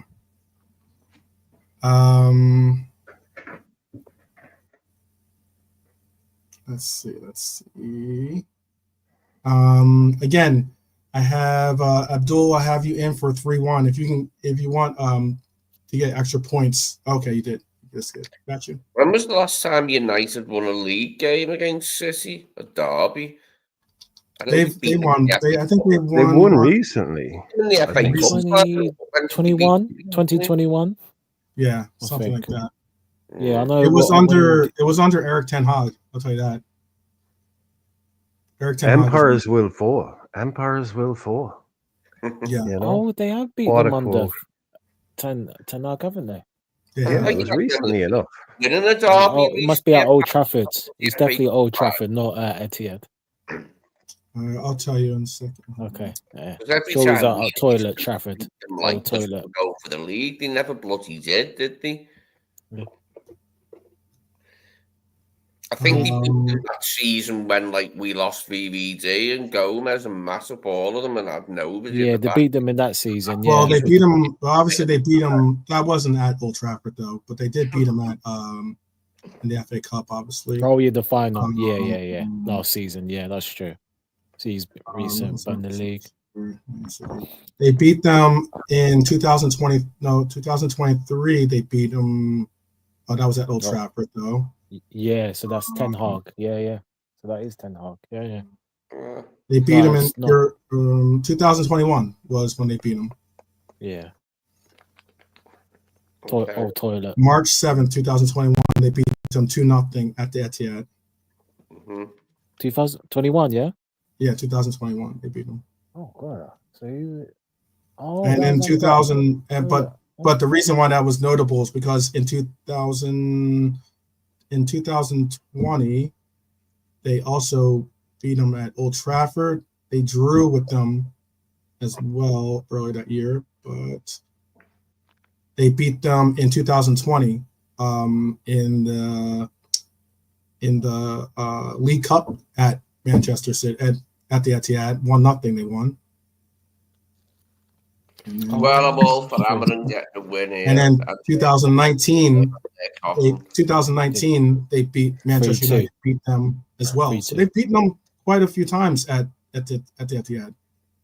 2019, they beat them 2-1 at the Etihad. I want them as far back out of sight as possible this season, Man City. Yeah, it'd be nice. Definitely be nice. They don't do it too often, but they have done it a couple of times at least. So it is possible. It is possible. Brian's voodoo. Brian getting the old voodoo. Voodoo senses. Yeah. Brian's taking it where he left. Do you remember that film? An anthropology lesson in a minute and a half, you know? What's that? Go ahead, Lee, sorry. It's in the Rainbow. That was a good film. That. Oh yeah, that was a very, very, very good film. Very dark film too. The what rainbow? Serpent in the Rainbow. It was about how the Oh, no, I don't know. pharmaceutical company sent down people to try to get whatever they were using so they can kind of get us, so they could possibly turn it into a medicinal drug. That was like the premise of it. And then they sent them down and they ended up I'm trying to think of what he played. Trying to think of what else he played in. He's a funny actor. He played in a funny movie. Funny movie. Can't think of it on the top of my head. But anyways, go ahead, bro. Go ahead, Lee. Bill Pullman in that film. Yeah. Oh, yeah. It was the Bill Pullman. Zeke was it Bill Smoke- Pullman? Is that the guy from Zeke He's Smoke- the guy from Independence He's the Day. guy that isn't Bill Paxton. yeah, yeah. Independence Day, Not though. that guy. That's him. Yeah, he's the president. He plays the President in president. Independence Yeah. Day. Yeah. Go Bill Bill. Paxton is the idiot in Alien. Yeah, he is. Anyways, let's get it going here, people. It is a little bit, we're into extra time right now. 1988, that movie came out, by the way. 1988. Long time ago. Bill Pullman. Pass me by that one. It's Voodoo and that, like in Haiti, the Tom McHugh and all that. He was in Spaceballs. That's what he was in. I know it was in something. Pause, I guess, if necessary. But the Mel Who Brooks was in film. Spaceball? Bill Pullman or Paxton? Pullman Bill was in that. Pullman. Was it? He played technically Han Solo's role in the movie. Oh, that's right. Yeah. He was very good at that kind of deadpan shit, wasn't he? That kind Yeah, he was funny in of that. airplane. Spaceballs was Like- was a funny movie. I thought it was. Yeah, Spaceball. Yeah, that came out when I was a kid. Yeah, it was funny that. Yeah. Was he Joan Rivers? The voice of Joan Rivers wanted us that female robot. Yeah, she was C-3PO. She was C-3PO's role. Yeah. Anyways, Yeah. yeah. She was the original. Well, Joan Rivers, man. You don't fuck with her. No, that's the last one. That's the last person you want at your roast. Mm. That's one of the last people you want at your roast. Yeah, a Jewish woman with that kind of comedy. Yeah, you're dying. Just forget it. You're fucked. You are cooked. Let it go. You're actually getting roasted. Yeah, let it go. Yeah, just keep it moving. But all right. So got all of the scores in. Score predictions in. It was hilarious. It was very fun. Mel Brooks has had some very fantastic movies. Absolutely hilarious movies, slapstick style, but definitely very, very funny movies.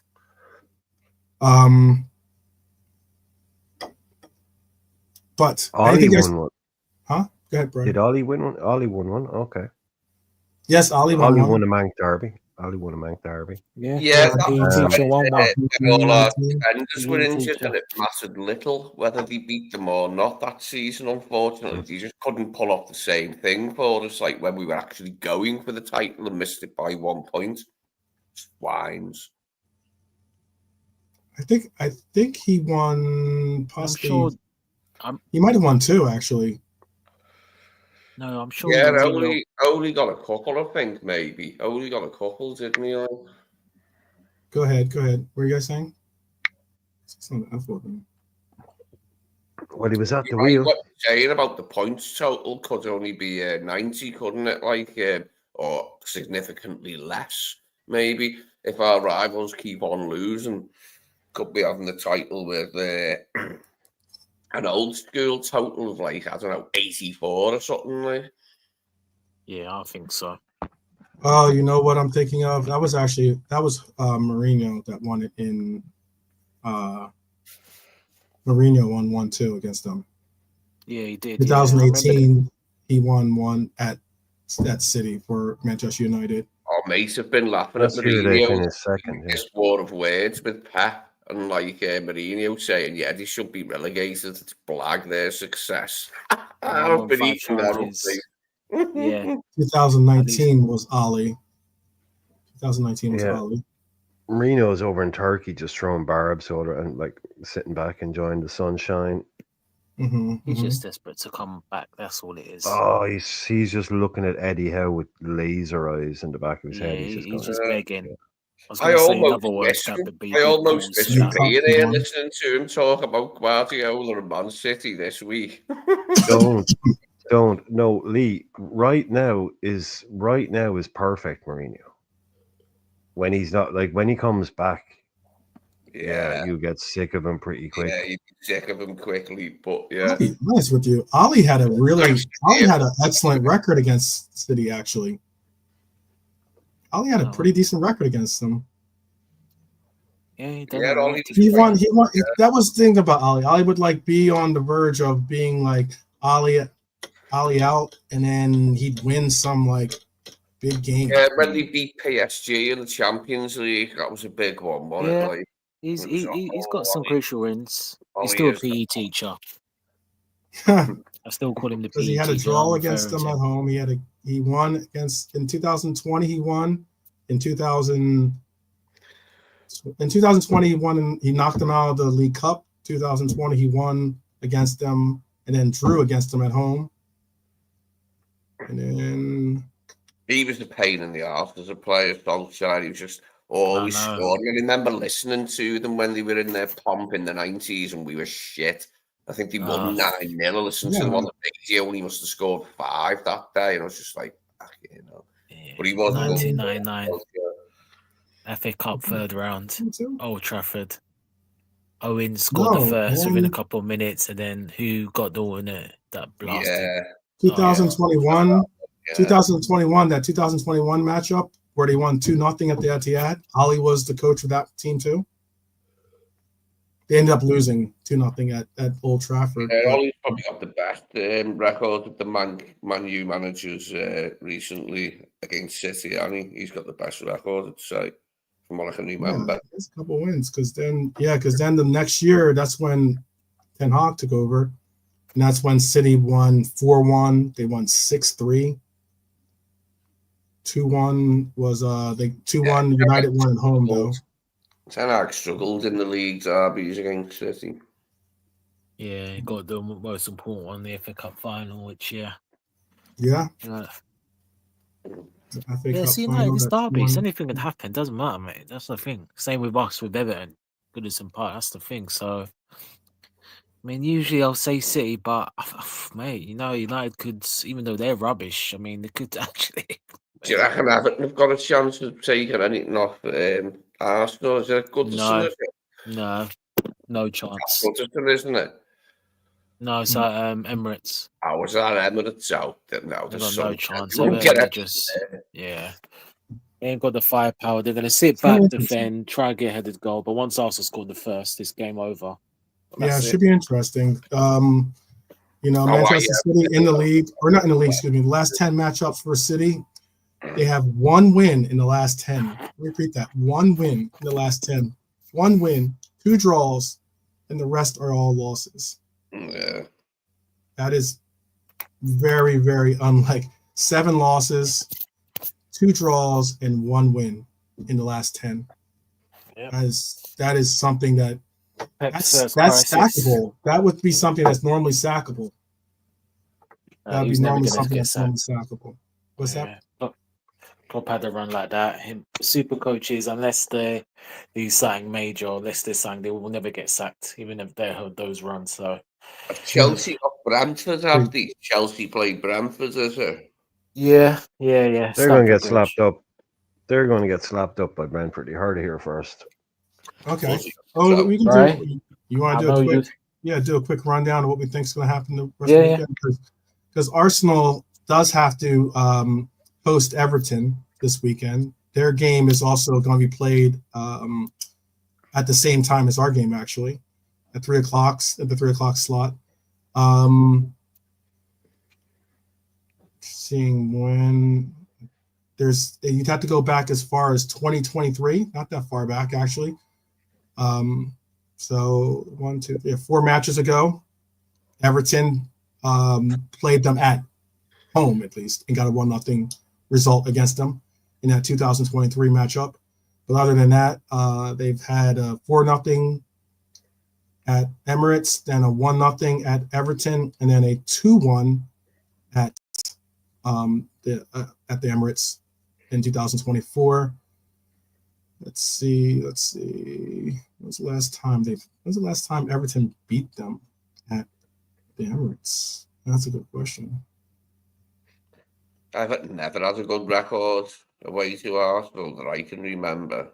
Not bad at Goodison, but they never done well at Highbury or the Emirates as far as I can remember. Yeah, I'm not seeing. I mean, they have a draw in here, but that's not even at the Emirates. That's at Goodison. Wow. Yeah, Everton does not do well. Haven't they got a decent chance against Chelsea? Could disrupt their little winning run. Yeah. Jeez. Everton does not do well at the Emirates. I know. I mean, I'm already back to 2003, and I still haven't seen a win at the Emirates yet. Don't remember winning at Highbury ever much either. It was one of them grounds Everton were always a bit cursed at. Yeah. Yeah, Everton is screwed. I would say 3-0 to Arsenal. Wow. I don't think Everton has ever won in the Premier League era at the Emirates. Well, it's only ever been a Premier League ground, but yeah. What's You know that? what I'm saying? It's only ever been a Premier League ground. So, yeah, but I think even going all the way back to Highbury, like Lee is saying, Everton, it's just like one of those things, you know, like the way we always beat West Ham, like always beat West Ham at Anfield. Mm-hmm. I think Arsenal Everton is like, oh, okay, 3 points. What are we doing next week? Yeah. It's a gimme for them, isn't it? Like the Everton game at home. Even against the good ones, against like when they had Baines and Coleman and people like that, when they had good teams under Moyes, they could never get a result there. With Cahill, the good players, like when Everton were finishing like 7th and 8th, you know, under Moyes, they wouldn't get results at Arsenal. They try and go hard against them. Arsenal just, you know. So, God, yeah. I think I might look that up myself and see just how long ago it is that they went there and won the league. It's probably a long time. We'll probably all look, yeah. You wouldn't have been in the Wenger era, would they, at Highbury? So it must have been before the Wenger era. Probably wasn't in the Rioch or the Graham era either. It was probably back in the bloody 80s. It must have been because, I went back to 93, and I do not see a win for them. I don't even see a draw, I think. That's how sad it is. No, actually, there's one draw. 2000. I see 2010. They drew with them 2-2. Hey. Outstanding stuff. Outstanding. Yeah. Those sticky toffees, they're always difficult to beat. Yeah. 2013 had a draw, 0-0 draw. There you go. And a 1-1 draw. They had 2 draws in 2013. There you go, Everton. Good for you. Good for you. 2013, is that tail end of Moyes, or is that Moyes 2013? Moyes went to United in 13-14, didn't he? So in 12-13 still. So is that that's tail end Moyes? Yeah, that's because who took over Everton after Moyes? Martinez, wasn't it? Yeah, Bobby Martinez. Yeah. That was the best Everton side for ages with Lukaku in it and all the others around him. Lukaku on loan off Chelsea. That was the best one in ages. I think they finished. Oh wait! There is a year that they won. I did find one. So, and it wasn't that long ago. Actually, I must have accidentally skipped over it. In 1933. If anyone can, I guess we could take a guess. You could take a guess to see when they won, but what year do you think it was? I'll just say it that way. 10, 11. Under Arteta, I think it's under Arteta. I think it's 3 years ago. So 2020, COVID year. It is under Arteta that they lost. Yeah, I know it's under Arteta. And Robert got it. It wasn't 2020. It was 2021. Okay. But it was Ancelotti was the coach. Don Carlo. Mm-hmm. Who's Robert? Yep, he got a 1-0. He got a 1-0 result. That was the first win for Everton, I think, in the Premier League. In their Premier League run, that's their first and only run. 20+ years. I thought the goal scorer was Robert. I was thinking Laurent Robert. That is pretty wild to say that you've only won one time. And it was a 1-0. Sounds like it was a scrappy game. Oh, well, at least he got one. At least they got one. What we thought, what we suspected. Mm-hmm. Oh, that's cool. That's cool. I appreciate you sharing that. That's really cool. My dad's a blue Bernie. But like my dad, like from the age of 7, my male role model was a Liverpool fan, my stepdad. But I found out when I was 14 that my dad supported Everton, and he still does. Yeah, long time. Can they get a result against Arsenal tomorrow? Can they do it? A week and a half off? Can they get a result against them? Do you think they can do something? Can Sean Dyche bring out a little Dyche ball and get a result? Maybe a draw against them? Is that possible? No. If they win, I'll sing on this channel. They win? How about they draw? No, I'm not gonna. That's too easy. No. That's too easy. Okay. If they win tomorrow, you sing on this channel. Okay. I'll sing on this channel. Okay. That's yeah. If they win, not only do you have to sing, but you have to. You can't use your avatar. You got to actually. You got to actually be on camera. No problem. I'll do that. If Everton win, I will actually do that. As much as I don't like Arsenal, that's how much I got no hope in Everton. Wow. Okay. All right. I think we all know what other match to keep an eye on then tomorrow. Don't we? We all know now what match to keep an eye on for sure. Wow. All right. Let's see the games here. So, Everton. We have that one. How about for Newcastle hosting Leicester? Oh, sorry. No. Does the Rude train continue on? Where's that when you need him? That's a good question. Can they get a result? Train. I mean, like, can the power of Rude get them maybe a draw there? Maybe power of Rude. Probably not. Probably not. St. James Park is a better form than they do. Okay. Let's see. I don't know if anyone would want to anyone's gonna be watching Wolves hosting Ipswich. I don't know if that's even worth. Oh, what a game! Game of the day. The later games. What do they call that? What do they call that in England? I think they call that a garden centre game.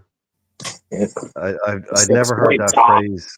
Yeah, I'd never heard that phrase until about a year ago.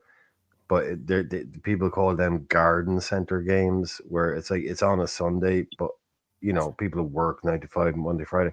They only get one chance a week to go to the garden center. And it's like, yeah, that game is going. I'd rather go to the garden center on a Sunday and watch that. It's like, I think that's exactly one of those is. But you know what? They always end up being 4-3 classics. They always end up being brilliant games, 3-3, 4-2, mad games. See that game, man, there's goal of the season in that game. Yeah. Never underestimate the Premier League at your peril. It's always the top games that are the boring ones. Tight 0-0 games and stuff. So with that, I would go, unfortunately for Ant, I think the Rue train is going to grind to a halt when it reaches Newcastle line or whatever it is. And it's a 2-1, 3-1 to Newcastle. Okay. Interesting.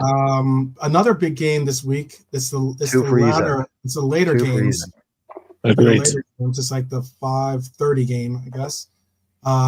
It is Forest hosting Aston Villa. Mm-hmm. Big game. That's going to be a very big game. Really big game. Because Forest can go ahead of them. Yeah. I think Forest are basically the top team behind the top 4 right now. Yep. You know, they can. Well, hey, look, who knows where they're going to finish up, but they're on a hell of a journey. You know, that's a huge game. I think that Forest Villa game. Mm-hmm.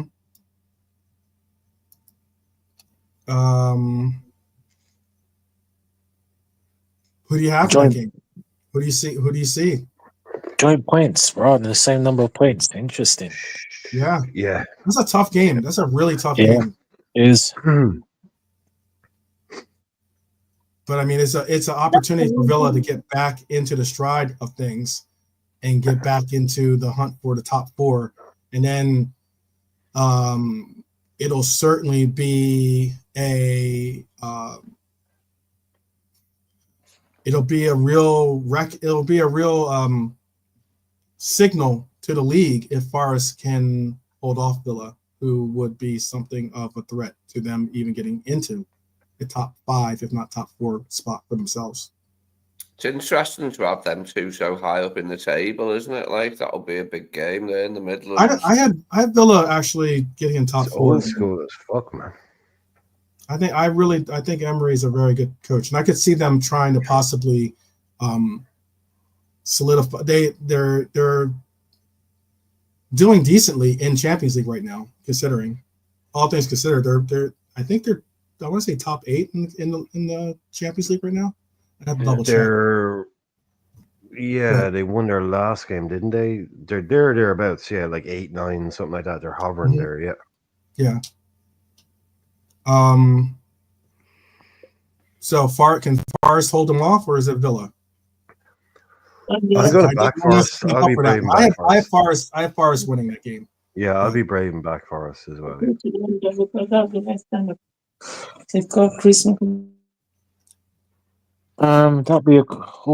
that's a really difficult game to. I'll say it'd be a draw. Score draw. All right. Tie game. And let's see. There is another big game. I think it's gonna be a big game as well. This is a game I do have my eyes on. Crystal Palace travels to Brighton. Oh, big game. Big game, yeah. I mean, Crystal Palace is looking to possibly. I think Brighton gets the win in that one, but do you think Crystal Palace can squeak out a draw, or maybe even a win? Or do you have Brighton just walking away with it? Brighton will be the favourites, of course. They've got the good quality, but no, they lost. No, they lost the last game, right? I don't know why I forgot. I want to say they drew the 2-2 at Leicester. No, Leicester, that's the one. Yes, that's the one. I want to go with against the grain. It's going to be a little mini upset. Palace away win. Wow, okay. Yeah. Do you have Brighton, Brian? Yeah, that's a really interesting thing about that game is that it's a massive rivalry. That's between Palace and Brighton. It shouldn't be. There's absolutely no reason for it to be. Yeah. And nobody actually knows why it is a rivalry. There's 3 different stories about why it's a rivalry. And nobody even knows which one is the real reason. Now, one of them I won't go into, but let's just say it involves a player leaving a present in somebody else's boot. Let's just say that a little present in their boot, and now that's one of the stories. There's another story about somebody, but anyway, it's one of those bizarre things. Nobody even knows why it's happened, but those 2 clubs really don't like each other, so that's why that's always an interesting game. Brighton v Palace. The head says Brighton are going to rip them apart, but Palace I don't think they'll have quite enough. I think they'll go there with energy to do it, but I think Brighton will beat them 3-1. Okay. Lee, you have the same? You don't have to give a score, but if you don't want to. I think it'd be a draw, that one, Palace and Brighton. I think that'll be a draw. Okay. So, yeah. Panel split on that. Completely split. Draw. All right. Brentford will travel to Chelsea. Brentford is in some relative form right now. What's your reckon of their new forwards? Charter and who's the other geezer, the new fella? For Brentford? Visa, I think that's pronouncing right. No, Johan was already there. They've got that Charter now, haven't they? Charter, yeah, the German, and they've got another striker with Igor. They signed in the summer, Brazilian forward. Yeah. They've started to bed in a bit now, haven't they? Them new players for Brentford. So hopefully, and this is a change. I'm not worried about Chelsea in any way, but it's a change to actually want them not to win. I wasn't asked about Chelsea, like I haven't been for a good few years now. It's at the bridge. Yeah. All of a sudden, Chelsea are there, aren't they? You know, Mick? So Yeah. I want Brentford to do something there, definitely. I would love for Brentford. That's why I would love for Brentford to get a result there. To tell you the truth, I would love for them to get a result there. What do you? Yeah. They're heavy. Obviously, they're not.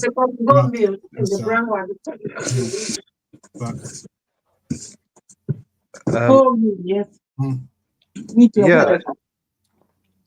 Go ahead. Yeah, no, it's just nothing's cool. Dad joke, even that Shada guy, I think he's a smooth operator. But the guy Bruno, isn't it Igor Bruno? That guy. Yeah. I don't know a lot about him. Vissa and Mbuemo, they dropped off last season big time. They were plummeting last season. They were like 14th, 16th, and it was like, geez, what's happening to Brentford? You know, and it was the even Tony thing. They started climbing back. And I think they finished the season kind of okay. And people are like, oh, you know, is the kind of the Thomas Frank kind of train run out? You know, this season they're back full steam ahead. They are right back. And Buemo is scoring, Vissa is scoring. Tony doesn't even always start. He's not the main man anymore. So I think they're a really, really dangerous team. They've kind of re-bought into what Thomas Frank wants him to do. And he's getting the players that he wants. I don't want to play them. I wouldn't want to play them anytime, but it's a bit of a West London derby. I think, well, it's a London derby. Brentford, Chelsea, very different parts of London. But I would give him a chance. I'll go with a 2-2 in it. I'll go with a 2-2. Okay. Rob's going 3-3. Yeah, I'll go with it. Yeah, but it's Chelsea. But don't forget, Rob, it's Chelsea at home. So just in case he thinks it's at Brentford, it is Chelsea at home. So if that affects your prediction at all, Rob. But yeah, I still think they'll score. I think they'll score. Brentford will score a couple of goals. But I'm with Lee. I was kind of saying, like, we kind of need to start keeping an eye on Chelsea. Yeah, we really do. Yeah, really. I mean, you can't buy that many players, and a lot of them are very good players. With them having the Conference and League. not get a good team together with a good coach. That's all it takes is a good coach. This guy's a good coach. With them having the Conference League, they can play a different side in that, can't they? And then play their proper side like in the league. That's what they've been doing. That's what they've been doing. You have Brentford. Their defense can be got at. Their defense definitely can be got at. Like, they're good going forward. Brentford can obviously score goals. They have some goal scorers that obviously we've mentioned that are capable. You have Brentford, or not Brentford winning. Do you have Chelsea? Does the panel have Chelsea? I know Brian said a draw. I saw Robert saying a draw. Do you have it as being a draw for yourself, Lee?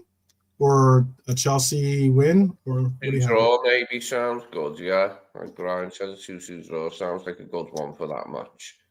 Yeah, Robert's saying Chelsea haven't beaten Brentford in a few seasons. I see goals. I think everyone sees goals, right? Yeah. Oh, I think we all just see goals in this game. Yeah. Oh yeah. But I that mean, is the considering thing. there was like they just came off a 4-3 win against Spurs. Yeah, and Brentford scored quite a few goals in their last couple of games too. Yeah. Their boys are in red hot form. They're in red hot form. Yeah. So because I think, sorry, go ahead, Noah. Go ahead. No, I was gonna say, bro. The only problem with that, as much as we all want Brendan Shaw, they've been terrible away. I think they've lost nearly every away game apart from one. So yeah, that's where I see Chelsea winning. Because as much as they've been attacking defensively, they've been poor, very poor. Let me see what that one is. Always bursting my balloon. Always going on. I know. I know. I know, bro. I know. But do you not think? Do you not think like with Chelsea, like the one, like they're kind of clicking attacking wise? So, but like he will obviously get around to the defense, as it were. He's new manager coming right, get these boys firing, and maybe he hasn't quite put that picture together yet. Because Cucurella, I know he came back. Cucurella makes a couple of mistakes in the last game. I think who was it? Robert's point right there about Chelsea haven't beat Brentford in a few seasons. This is a hard game for them. It is. Last year they drew 2-2, 2-0. Brentford beat them at the Bridge, by the way, in 2023. They beat them 2-0 again at the Bridge later on that year. Or excuse me.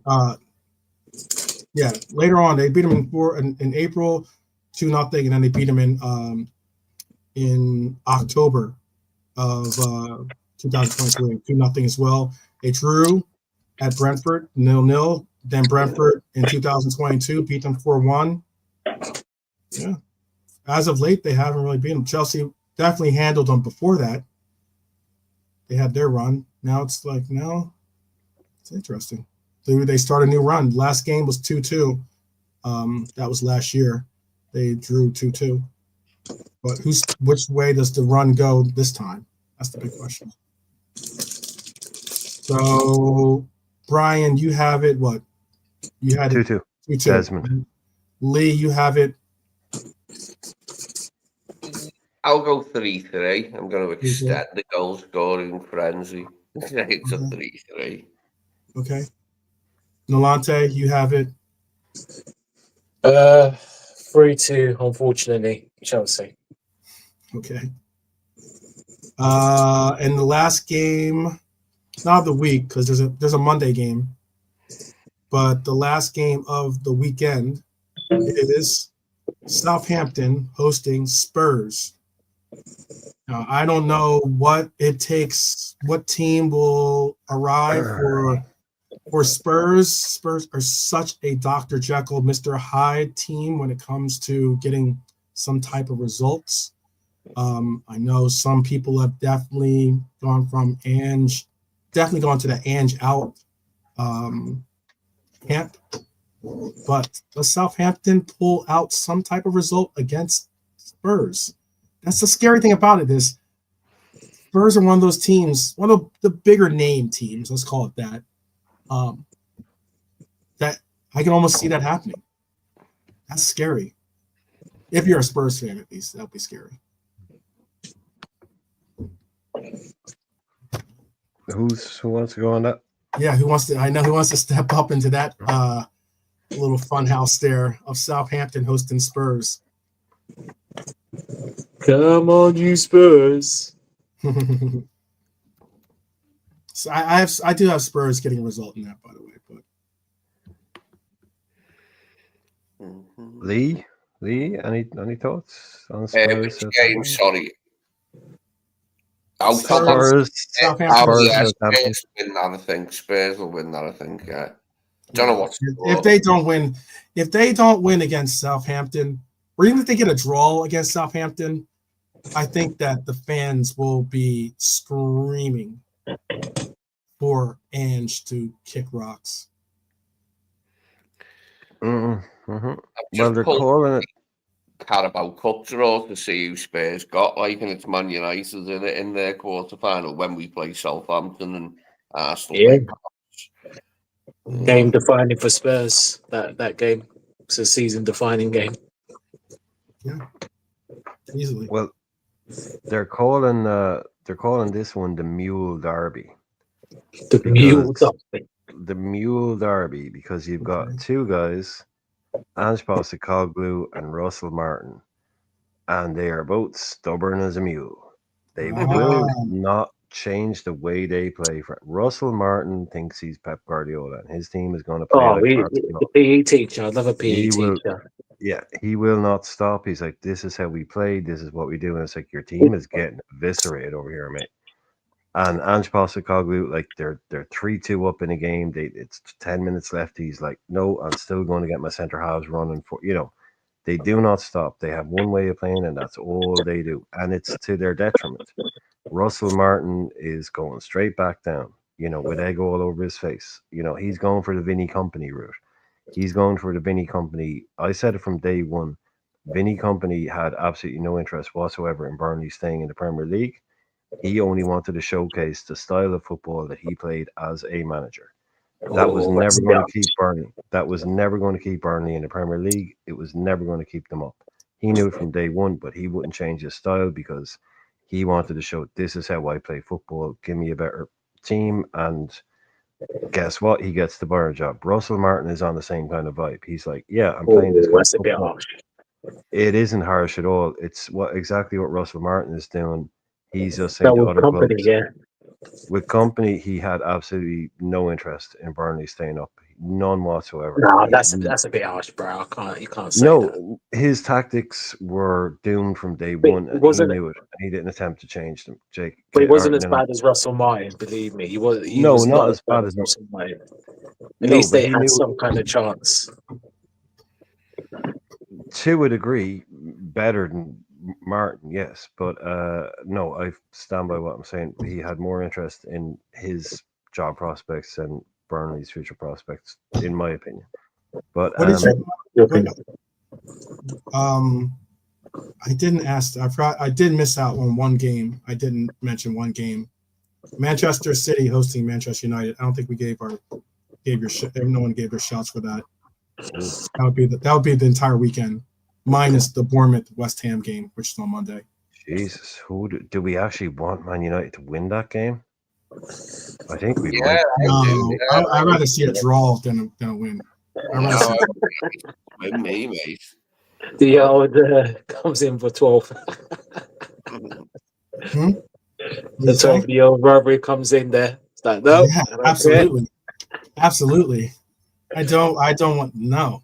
Let them share those points. Oh no, he's a shit low. A draw for City is as good as a loss, and albeit a draw probably for United might be a win in their books, but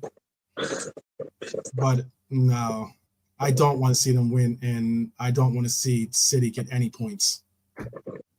Well, they'll get one. I want to see them draw 3, not 2, and if I don't have to hear about it, I would take it. Well, what do you got then? What do you foresee? What do you foresee? Not necessarily what do you see with your heart. What do I think actually? But that's another freaking question. What? Because it's the new guy. What the hell is actually going to go down in that game? There's a shout that that Pep might come out with, how Pep likes to tinker with the lineups, and considering that Rico Lewis is not available, I think for this game. I want to say, yes, a player that suspended. Yeah, he's suspended. Yeah. So that was someone that he had in the starting lineup last time. He actually had him playing in the back line. Started a lot this season. Yeah. Game. So there's a shout to say that Pep might go, considering his options that he has, he might go with a back 3, possibly, considering he's going to be going up against possibly a back 3 in Manchester United. He might go with a back 3 himself. He could do, or what he might do is he might play one of his academies. Young, his name's Simpson Miley, I believe. Yeah, he might have also, since Riku Reese is suspended, put Guardiola back at left back, put his youth Simpson Miley in defence, which is a big call in a big derby game. So, but like you said, you could do the three. So it really depends. I think he might stick with the back four, but we could be wrong. Pep likes to tinker, as you said, both. Yeah. Yeah, you never know with Pep. I mean, Pep likes the tinkerer. He is one of those, like, he has the ability and the leeway to kind of like sometimes overthink things. Who's gonna be bold enough to make a prediction then? What's the city prediction for you? Oh, easy. Desmond. Oh, double two. Yep. All right. Lee, what's your shout? For the derby, the Manchester derby. Yeah. Correct. Okay. I'll say 2-1 for United. Oh, they're away, by the way. They're away now. They're at the Etihad. Yeah. Okay. Yeah. Still 2-1. Yeah. All right. How about for you, Bri? It's mad how difficult this game is to call. Like a year ago, it's like It was not even close. Yeah. Unless Ali was at the wheel, maybe. It's just how many would it be? 4 or 5?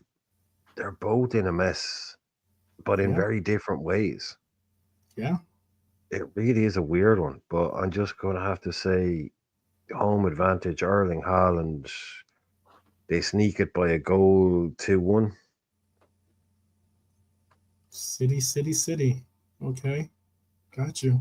That's what Bernie has it. She's got no, she's going the other way. She's going the other way. Win 2-0 actually. Yes, going the other way, 2-0. All right. Sounds good. But I'm with you. Well, kind of. No, my head says City to drop 3 points, not 2. Mm-hmm. Because United are not in the race this year. They are not a thing. So I would like United to beat them, but nobody talks about it, basically. The tape gets lost or something. There's no video of it, so apparently it happened. We don't ever have to hear about it. But my head says City to drop 3, not 2, as many as possible, because even United winning isn't going to impact their titles. Right. There's a song I could sing, but I know that I'll get in trouble for singing it. So anyway, yeah, okay, I got you. What is the name of the song? Even? No, I'm not gonna bring it up. Even if I brought the name up, I'll probably get some eyes. But all right, interesting picks. We'll see if these picks get. I wasn't really keeping a tally. I'll have to go back and watch. I'll watch this episode over, write down some of the picks, some of what you guys suggested. I'm not singing it. I am not singing it.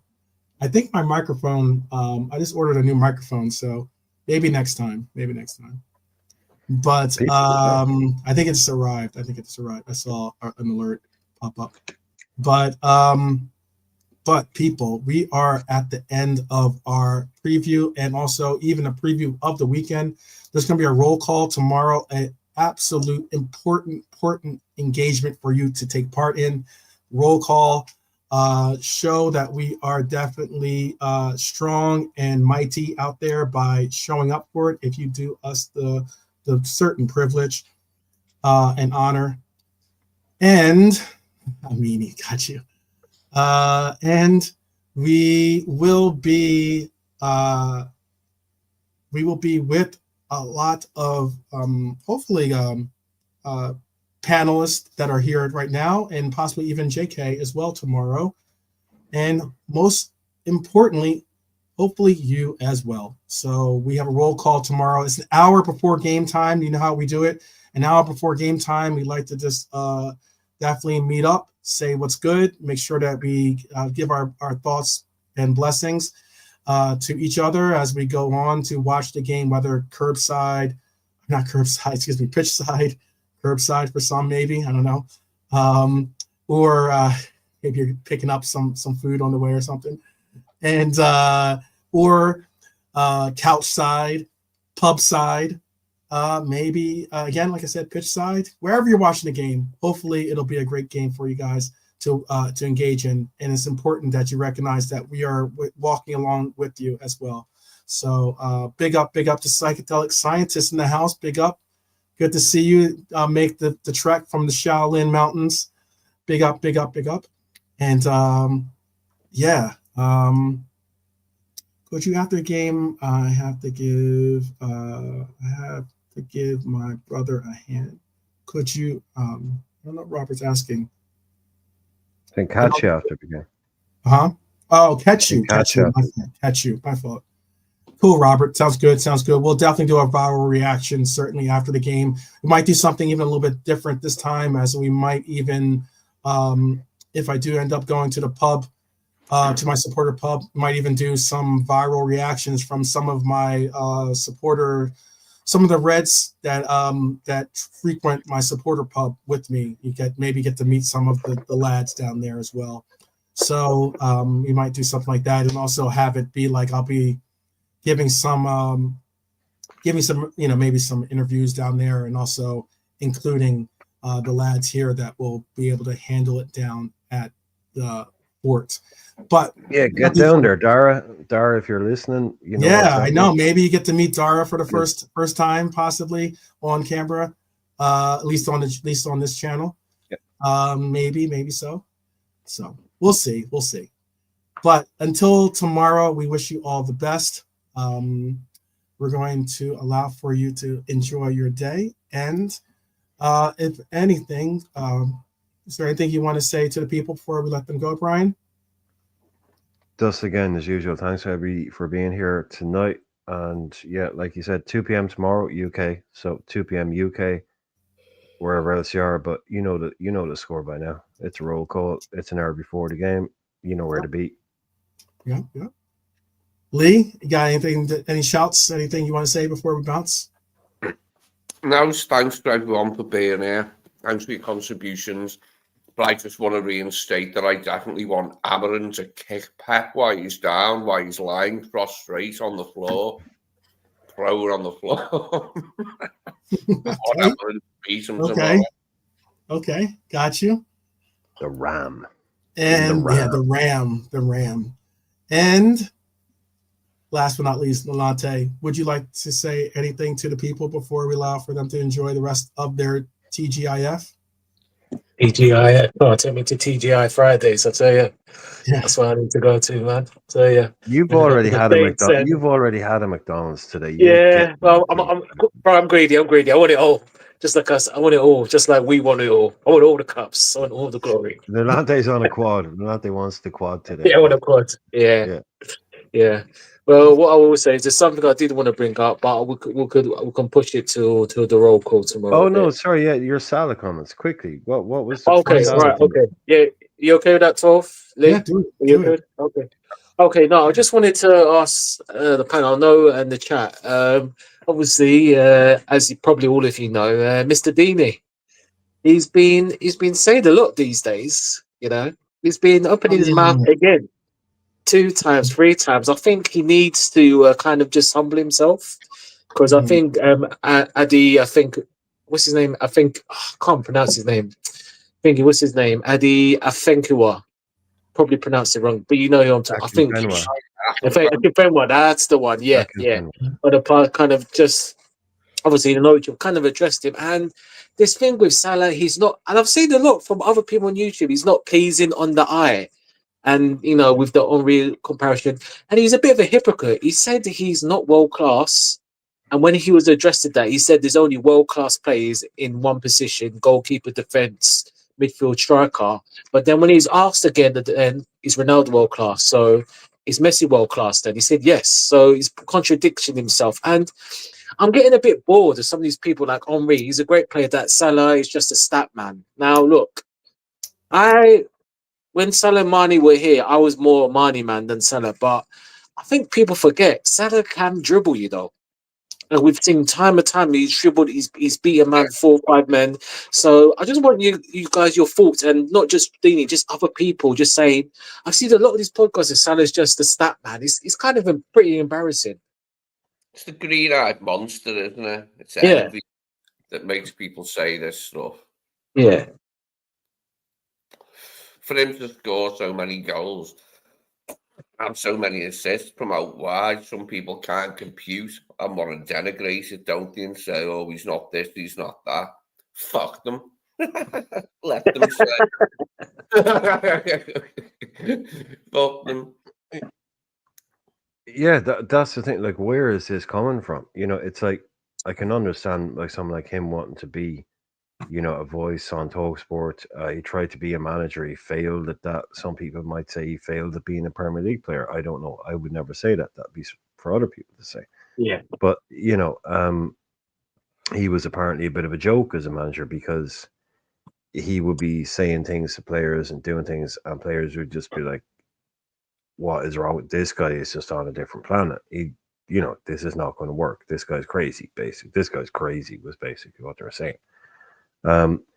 He's got to make a bit of noise, a voice for himself. But this whole thing, like the stats and all of it, it's like when they talk about stats, I'm assuming he's not talking about appearances. I'm assuming he's not talking about miles run. I'm assuming he's not. I think he's talking about goals and winning trophies. And there's 1,000 guys out there that are unbelievable at football, absolutely unbelievable at football, as good as Mo Salah is. But you try and put him in a big game on a profession, they can't do it. There's loads of guys out there that have all the technique in the world, but you try and ask them to do it 50 times a season at the top level, they fail. They can't do it. They don't have the mentality. Like the idea of scoring goals as being stat padding, that always blew my mind. I heard some dickhead say he done it. Like I like Mo's always been a big game player for us, and I heard some dickhead saying, "Oh, he hasn't done it in the big games like the European Cup finals." I was like, yeah, he was like, you know, assaulted off the pitch in the first one, like, you know what I mean? Scored a pen in the second one, and then okay, we didn't win in the third one. But what are you on about there? I thought that was just bollocks saying he hasn't done it in them European Cup finals. It's like, no. What did he do? Win a lottery and get a ticket to play in Europe? No, he didn't. He didn't just show up for European Cup and go, "Hi, I'm Mo Salah. I'm playing tonight." He gets you to those European. You get to those European Cup finals because you finish high up in the league. You get to the Champions League final because your players are good. He is the reason you're there. It's like, oh yeah, but he didn't do this. Like, yeah, he's always been a big game player in the Prem. He always shows up against City, United, bloody Spurs, Arsenal, whoever you want to name. He scored goals against a lot of them, mate. All of them. It is like, but someone like Dini, I don't know. He's trying to make a bit of a name for himself, obviously. Yeah, it's one of them. Like, I think, yeah, it's the modern way, isn't it? Like with things like Talksport or anything, like, you know, get your thing in there, like get your calling card in there. But I think it has become a little bit of a fashion to slag off Salah because people I think it is a little bit of a trend right now to call him just that, really, ignoring the fact that the dash that they're talking about is the most difficult part of the game. Explain themselves, they never flesh it out properly. They just like say, stat pattern or something, and then no, Lee. All they ever say is, "Yeah, he's good, but he's not as good as," and then they'll just say name some random player who was fucking world class, like Zola or Bergkamp or Ronaldo or whatever. They'll just say, "Oh yeah, no, I'm not saying he's not good, but he's not as good as this guy." And it'll always be someone who's finished playing. It'll never be someone who's playing right now, so they can compare him to. It's just always like, yeah, oh no, he's good, but he's not as good as Henry, or he's not as good as Messi. It's like, yeah, okay, so can I have the list of players who are better than Henry and Messi? Because it ain't a fucking long one. You know, it's just nonsense bullshit from. But for some reason, yeah. Laugh in May anyway, and so will Mo. Mo doesn't care about these guys. Doesn't care about any of these guys. He thankfully doesn't know about this dog shit, does he? Like, this is for us to ponder. But yeah, hopefully we'll be smiling in May anyway. Yeah, we're the wooden effigies. We can take the slings and arrows. You know, they can just. That's something they've said about Hansi Flick, which is it was explained by a Catalonian journalist, Spanish journalist, and it was absolutely brilliant the way he's saying, like, the fact that Hansi Flick doesn't speak Spanish is one of the main reasons he's being so successful at Barcelona. Because when Xavi was at the club, Xavi, obviously Catalonian, so not only does he speak Spanish, he speaks Catalan. He read absolutely everything. Everything that was out there, he read it, he heard it, he saw it. He couldn't walk past a newspaper. Everything was Xavi, and he could pick it up. He could read everything. The guy was saying Hansi Flick he can't read 2 words of Spanish. So he doesn't see all this crap that they were talking about. He doesn't see all the shite. He's like, he can turn on Spanish TV and they may as well be talking Martian. He's like, it's nobody in Spain, outside of Spain, realizes how difficult it is. Isn't it? Yeah, they said no one outside of Spain realizes how important that is. Yeah. They get torn apart every day in the press, and he's just like, have you seen that headline about it? He's like, no, I just saw Hansi Flick and then a load of fucking gibberish, mate. I have no idea what they're talking about. You know, obviously some people say this, but he's like, Xavi would pour over stuff, Pep, you know, everything. They'd be hearing the radios, you know, the news in the background. They'd know every word. Hansi Flick is just walking around going, da da da da da. No idea what you're talking about. Anyway, let's get on with the football thing. Football, yeah. Yeah, it's just he said this guy is just like, this is great. This is cool. It's a really break from what was going on. It's like it takes away half of the scrutiny and the intensity. And it just shows you, like, if some of these players, like, I know it's impossible, but if they're scrolling social media, you know, everybody looks up them. You know, if I was a footballer, I'd be like, well, what are people saying about me? That's the worst thing you can do. That's the worst thing. You go on the internet and say, oh, what are people saying about me after I missed a penalty? It's like, no, don't. Just don't. You know, but if you can ignore that shit, man, it's so much better for your mental health. Yeah. That's why I have to give reins to Rodri. He's not even on any social platform. He ignores it. He just does his thing, and whoever knows him, close friends and family, and I rate that. I respect that. Yeah. Yeah. If I could as a player, I would be, I'd be deleting. Like, they all have their shadow accounts, right? They're like, you know, John Smith's, you know, so they can follow their friends and family. Yeah. What do they call them? Like fake Finsta, isn't it? Finstagram? Yeah, fake Instagram. So it's like, yeah, they have paid accounts. Yeah. But they're not doing anything with it. Yeah. Yeah, exactly. But it's just so they can follow their friends and family and keep up with them. Yeah. You know, would they don't really post or anything, but it's just so they can be interact with them, but not be Rodri or whatever. Yeah. It's just mind boggling because they ask him again. It's like, no, but then you contradict yourself and say you say world class is in your term is one playing one position, but when you ask about Ronaldo or Messi that play near enough the same position, you say they're both world class. So which one is it, Troy?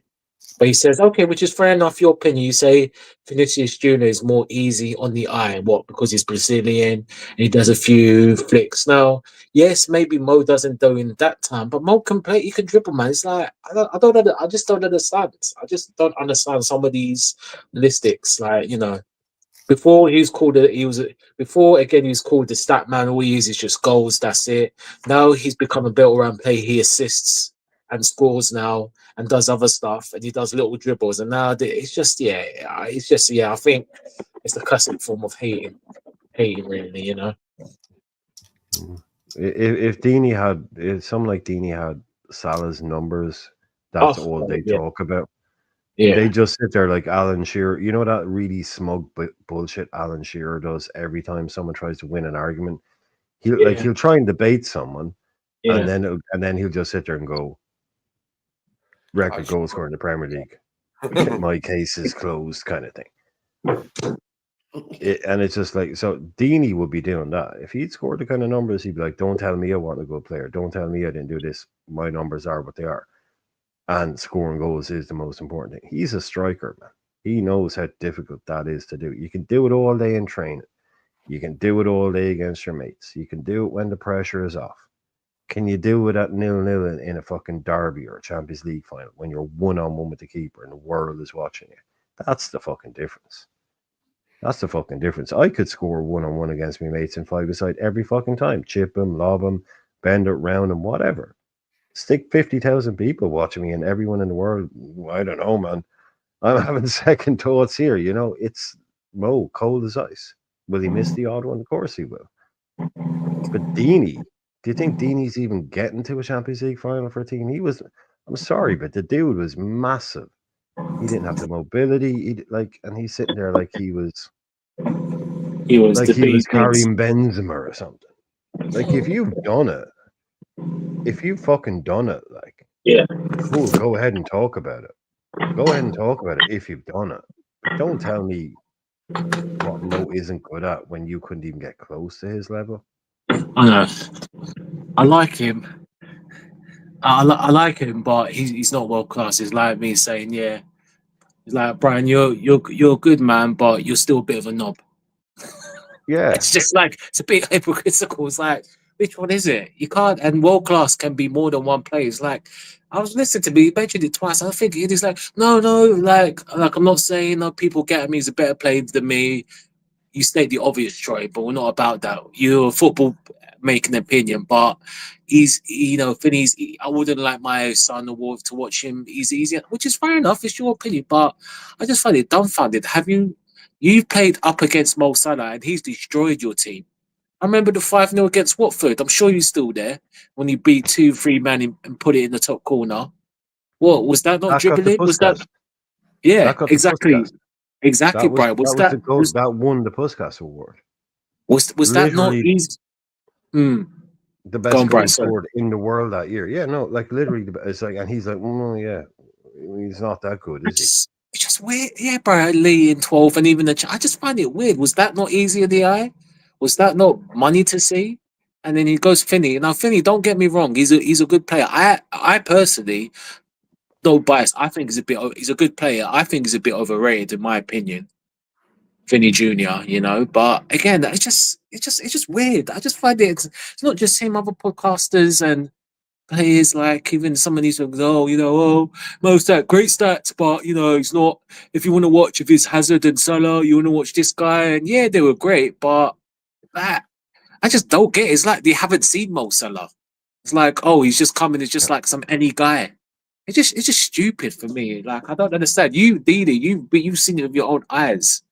And I think it's just more than that. It's a lot of hating. Now, of course, they're going to say, no, I'm not hating. It's just opinion, but it is. You're telling me the man you're saying he's not easy on the eye. He's not anesthetic. Then you're saying to me that he can't dribble. He's never dribbled in his life. It's just, yeah, it's weird. It's weird, but it's fine. We move anyway. But yeah. I'm saying he wouldn't tell his kid to watch Mo. I thought was incredibly stupid thing to say. Yeah. Agreed, Brian. Really incredibly stupid thing to say. Like, why not? What can you? Oh, this is Mr. Deeney. Like. Mr. I didn't know he said that. Yeah. Oh, yeah. Like, what's look at the guy. Would you not at least look at him and go,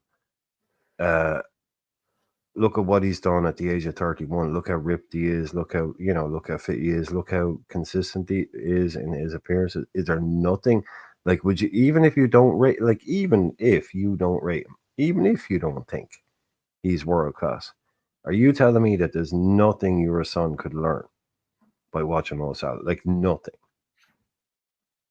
Yeah, that's just incredibly stupid thing to say. But like, these guys, when they get backed into a corner, like if this was Luis Figo or Rivaldo or Ronaldinho or someone being interviewed saying something like, "Hey, it's like, okay, look, this is a guy who was a world class attack, and he's had it. Might not agree with it, but this is Troy fucking Deeney.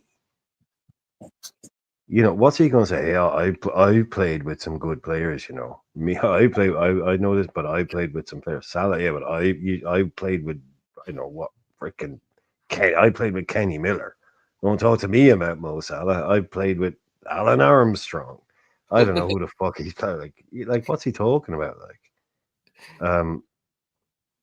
It is, I think, jealousy. I think, but we talked about the other day. Any reason to have a pop at Liverpool will never be passed up, really, will it? Yeah, really outrageous stuff Mo's doing may have been a few seasons ago now, like dribbling past 6 players and that, and all this. But like you just watch him with the outside of his foot and everything. He's just a brilliant player, isn't he? There's no way you can say he's anything less than a brilliant world class player.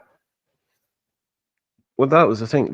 That Watford goal that we're talking about that won the Puskas, he used to try that shit all the time, and 9 times out of 10, he dribbled past 3 players and just into it. Most of the time, it didn't work because that shit. Like, how many times is that going to come off?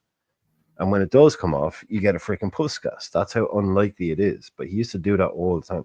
He's not doing that anymore. Without a doubt, he's not. He's much more clinical. He's less, I think, selfish. I think he's not trying to beat. If the moment is there to, he'll do it in the box, but he's not doing it as much as he used to. Yeah, he's much more prepared. But I keep bringing this up, man. When he played at Roma, when he played off Edin Dzeko played as an out-and-out number 9. He got 16 assists off the right wing in that season. 16 league assists. He can play as a creative winger. He's done it before, so it's not like he was always going to cut in, shoot, cut in, cut. He wasn't Aaron Robin. He knows how to do that. He can. He has that in his locker still. That outside of the boot pass. So I think, yeah, you're seeing less of him trying to beat the entire defense. Maybe it's age or whatever, but I think he's definitely been asked to do that a little bit less. Yeah, of course, yeah, and Slot's a bit different, isn't he? But I think that's been common for a while, hasn't it? Like we're not seeing him do as much of that. I mean, it's just an age thing, but it hasn't meant he's any less effective as an attacker, though. You know what I mean? He's more effective this year than ever. More in terms of GA and all that. He's more effective this year than he was in his first record-breaking season. He doesn't have as many goals right now, but he has way more assists than he did. So in terms of goal contributions, he's ahead of what he was doing. Which is, that's perfect, right? I mean, a guy that's I don't know what more we could ask from him right now. Consistency, always fit. Records as well, isn't he? Like, he's just going all the time. Different records, aren't they? I think there's another one that can go at the weekend. There's another one because it reminded me when 12 Man was talking about the 8 things. I read something today that he can break another record against Fulham. There's something he can do that will be another like first time this or that. I can't remember what it is, but yeah, he's on a work. Like I said, he's just an awards tour right now, just snatching up all the milestones he can.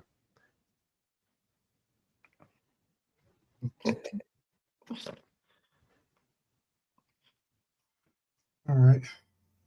Well, we are going to allow for it to end there. We're going to definitely be looking for you to join us tomorrow. Big up for the conversation. Big up for everyone joining us today. And bit harsh. Also, I hope that you have a great Friday, if not Friday morning, Friday evening, Friday afternoon, whichever the case is.